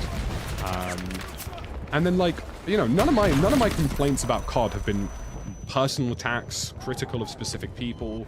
You know, none of them have ever been me going after certain people. I think the people who worked at Activision, especially the Activision UK guys, are fantastic people. I think they have some issues where structurally, like, there are certain things not in place to support them. But on the whole, I think they're great people, and I think they're working really hard, and they're doing the best with the tools that they've been given. But ever since I started getting critical about Warzone, I just never heard from them. Like, I don't hear from Call of Duty. Like, they don't speak to me. I don't get invited to, like, dev calls, which, like, you know, as somebody who made update videos, that seemed like a bit of a strange thing to me. Like, you know, hey, I make literal entire videos about the updates that you're pushing for the game. Nope, not allowed. The only time I've ever spoken to them was when I was getting stream sniped and, like, asking for help. And I didn't really get any help. Like, you know, granted, they tried, you know, respectfully, you know, love to them, they did try, but they just don't have the infrastructure to support individual content creators with problems like that, which is another entire conversation. But, like, I've not heard from Call of Duty, and I don't think I ever will. I don't think I will for a while, if I'm being perfectly frank. And, like, for reasons unknown to me. Like, all of my criticism online has been constructive. All of it has been a pretty frank and fragrant remark of how things have been handled. Like the whole Black Ops 7 SBMM stuff. There's no way you can tell me that's them just doing it because they want to. You know? They're doing it because it feels like they need a PR win. Like, is what it is. You know, and I'm not going to be like, I've said it multiple times. I think Black Ops 7 actually looks a lot of fun. Like, I think it kind of feels like some sort of Black Ops 3, Black Ops 2 hybrid, and it's got a shit ton of content, and I think it could be a good game. But I just refuse to be some sort of corporate yes man. Like, that's just not going to happen. Like, if something's shit, I'm going to tell you it's shit. Like, I'll tell you it constructively. Like, I'm not going to walk up to your house and be like, this is the worst thing ever, how dare you ever do this again. Like, I will say, hey, like, you know, maybe don't do this because of this and try this instead. But with COD, like, it feels like anybody who's constructively critical of that franchise does not get any engagement with them, and I think it kind of shows, right? Like, you know, you've got guys going to COD Next being like, man, this is so exciting, like, I'm really excited about this looks fucking sick, and it's like, well, yeah, but the audience can see, they have eyes, right? Like, they can tell if something looks a bit mediocre or average. Like, them playing Warzone with 2 POIs for an hour and a half is absolutely mind-blowingly bonkers. Like, great, 2 POIs, that's 2 weeks of content. Like, you know what I mean? Like, so, you know, that's just my thing, personally. Like, I've engaged very critically with Battlefield. I have criticized Battlefield for so many things that they've done wrong. I have always been constructive about it. I've always engaged with them about the frustrations I've had with the franchise. And you know what? At no point have they ever turned around to me and said, we don't want to work with you. Like, or not suddenly change their communication tone with me. Because that's what it felt like with COD. It felt like I was critical about Call of Duty and suddenly I just never heard from them again. You know? And like, you know, are those criticisms invalid? I don't think so.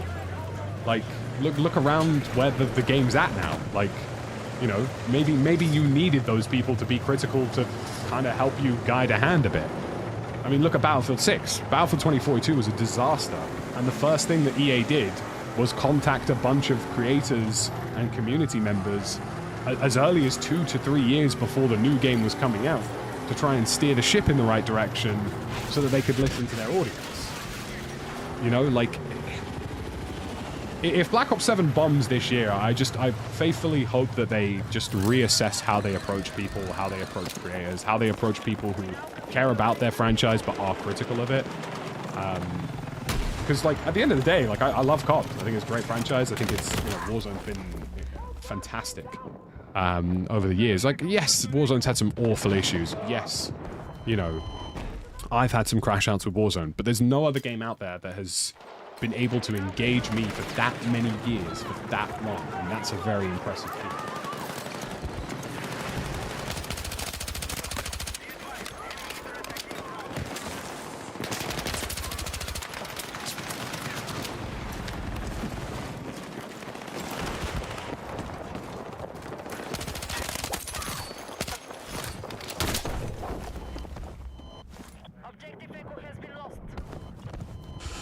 Like, I think the reaction from COD Next was very tame, right? Like, they went to COD Next, people did lots of content,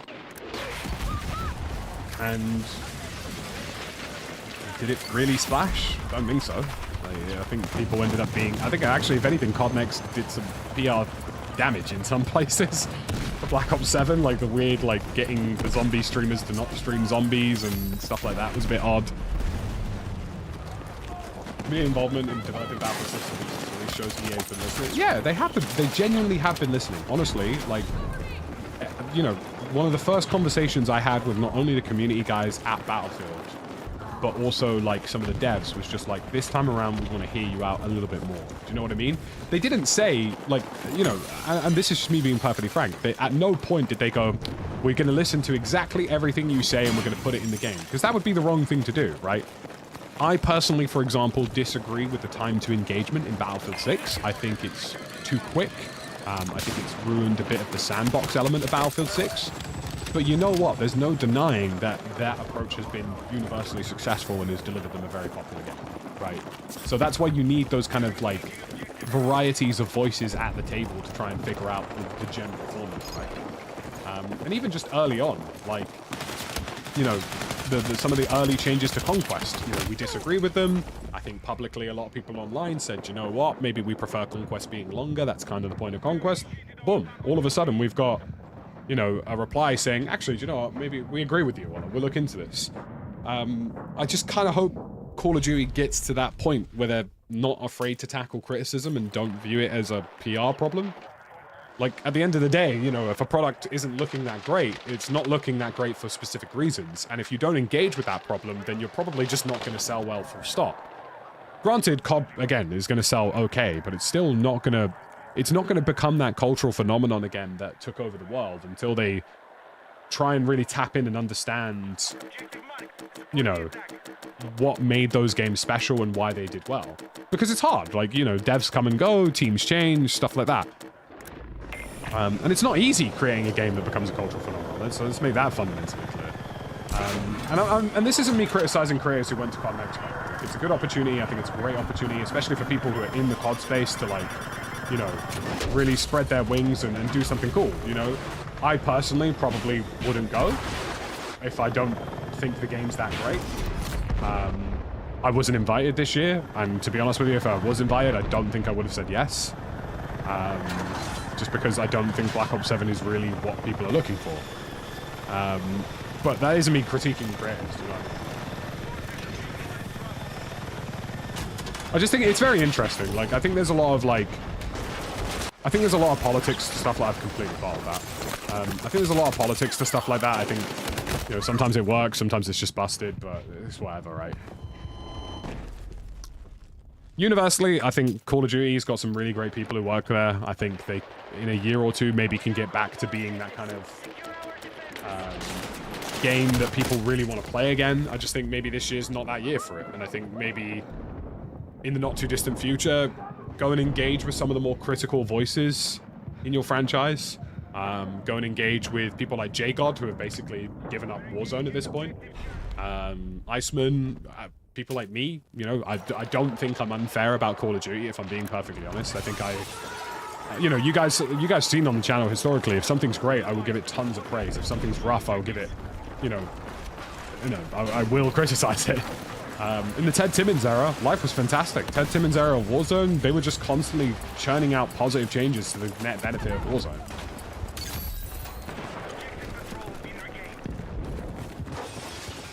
So, you know, it's just an interesting, I guess it's just an interesting chat. You know.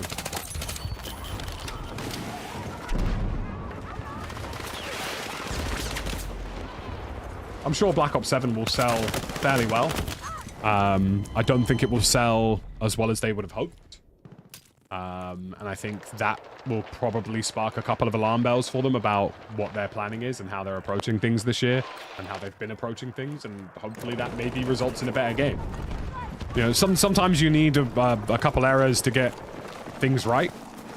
I mean, look at 2042 to Battlefield 6, you know what I mean? Like...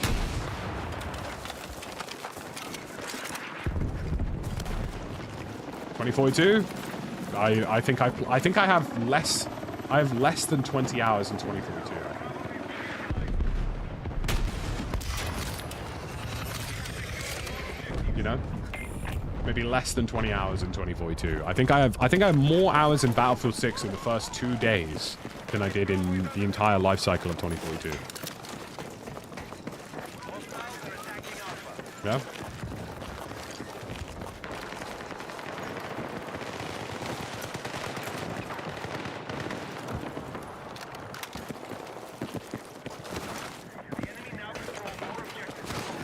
CPU latency. I can't say I've experienced that issue. Dead boy. I'm afraid you're probably gonna have to do some hunting online for similar issues with similar people.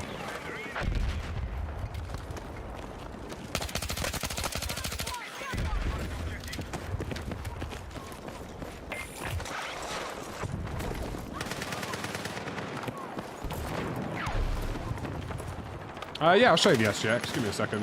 When I die next, you can have a quick glance at it. It's a good build. I mean, it's very limited over medium ranges, obviously, as a submachine gun, but I think at those closer ranges, it's probably the best build. I would only use it on the engineer class, though, for that tighter hip fire that you get from being an engineer and being in class. I think one of the bonuses of that tighter hip fire spread is sometimes you accidentally go out of ADS a little bit early. You don't really notice it as much. Yeah, that's a build I'm running at the minute. Standard rounds, although I probably will include hollow point rounds when I get them. Standard rounds, vertical grip, extended barrel, suppressor, red laser, basic sight.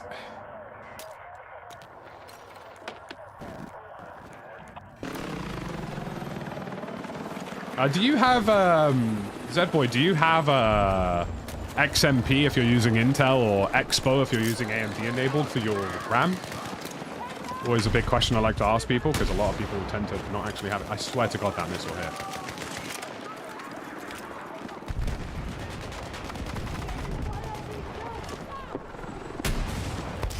Nailed it.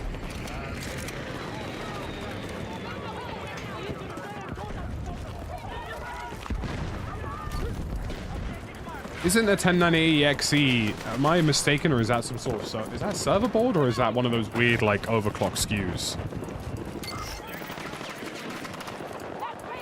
XMP is on. Interesting.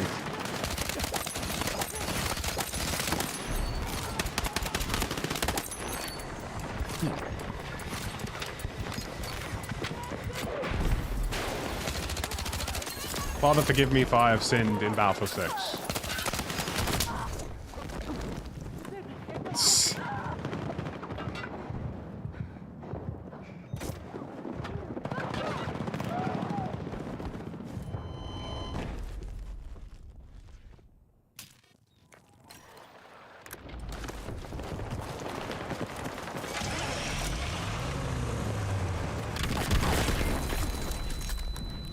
Worth it.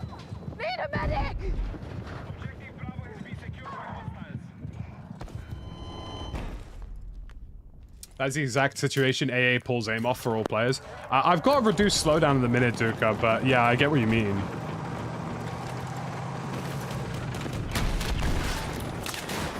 Man, that guy's gonna hate me. Maybe I should gatekeep the controller settings so I can be the best BR player in the world.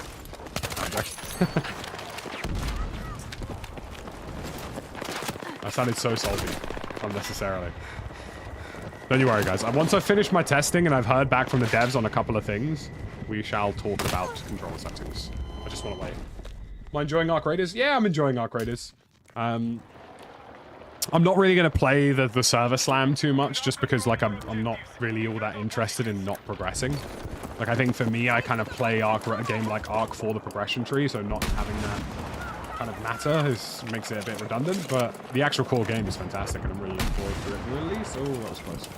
Really looking forward to it releasing. It's actually going to be kind of awkward for me, because I think I'm going to have to do double stream days, because if the Battlefield BR is allegedly actually coming out, and then we also have Ark Raiders, I'm probably going to have to do, like, morning streams, Ark, afternoon streams, Battlefield BR, like, kind of vibe. Good win today for Chelsea. Yeah, I've actually had it on my second monitor this entire time. I'll probably watch the highlights back. I genuinely forgot we were playing, if I'm being honest, just because I've been so used to the international break for the last week or two.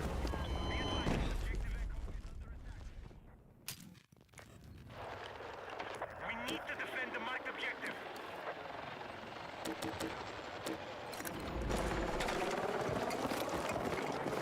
They're attacking Charlie. Attention! Hostiles are attacking Alpha. I knew I missed that the second I fired it.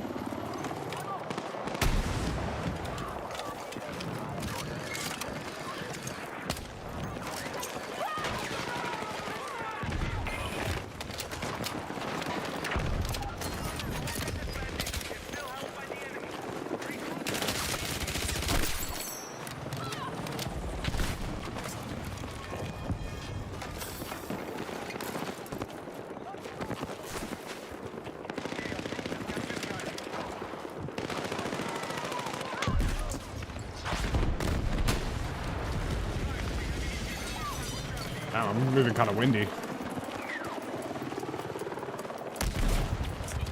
Can't stop playing Battlefield 6. It's so good. I'm glad you're enjoying it, dude. Honestly, I've got some gripes with the game, but I am just having fun with it. What time is it, actually? I've got to be careful. 2:30. Okay. Do you know what, guys? I'm going to have to end it there. I have to end it there because I've got to go get some stuff done today. Battlefield 6 is so fun, you forgot about the match. For real, for real. I'm going to have to end it there just because I've actually got some stuff to do today outside of streaming. But thank you for all the support, guys. I do appreciate you. Thank you for coming on over. I appreciate you all being here. Who should we raid over on Twitch? Who should we raid over on Twitch? Who's around? Who's around today? Where's the Berserker? Let's go raid Stoddy. Yeah. Stoddy live. We raid double raido Sodo. Thank you guys for all the support. I appreciate you. Thank you for all coming out. And I'll see you in the next one. Adios. Goodbye. Lots of love. Have fun.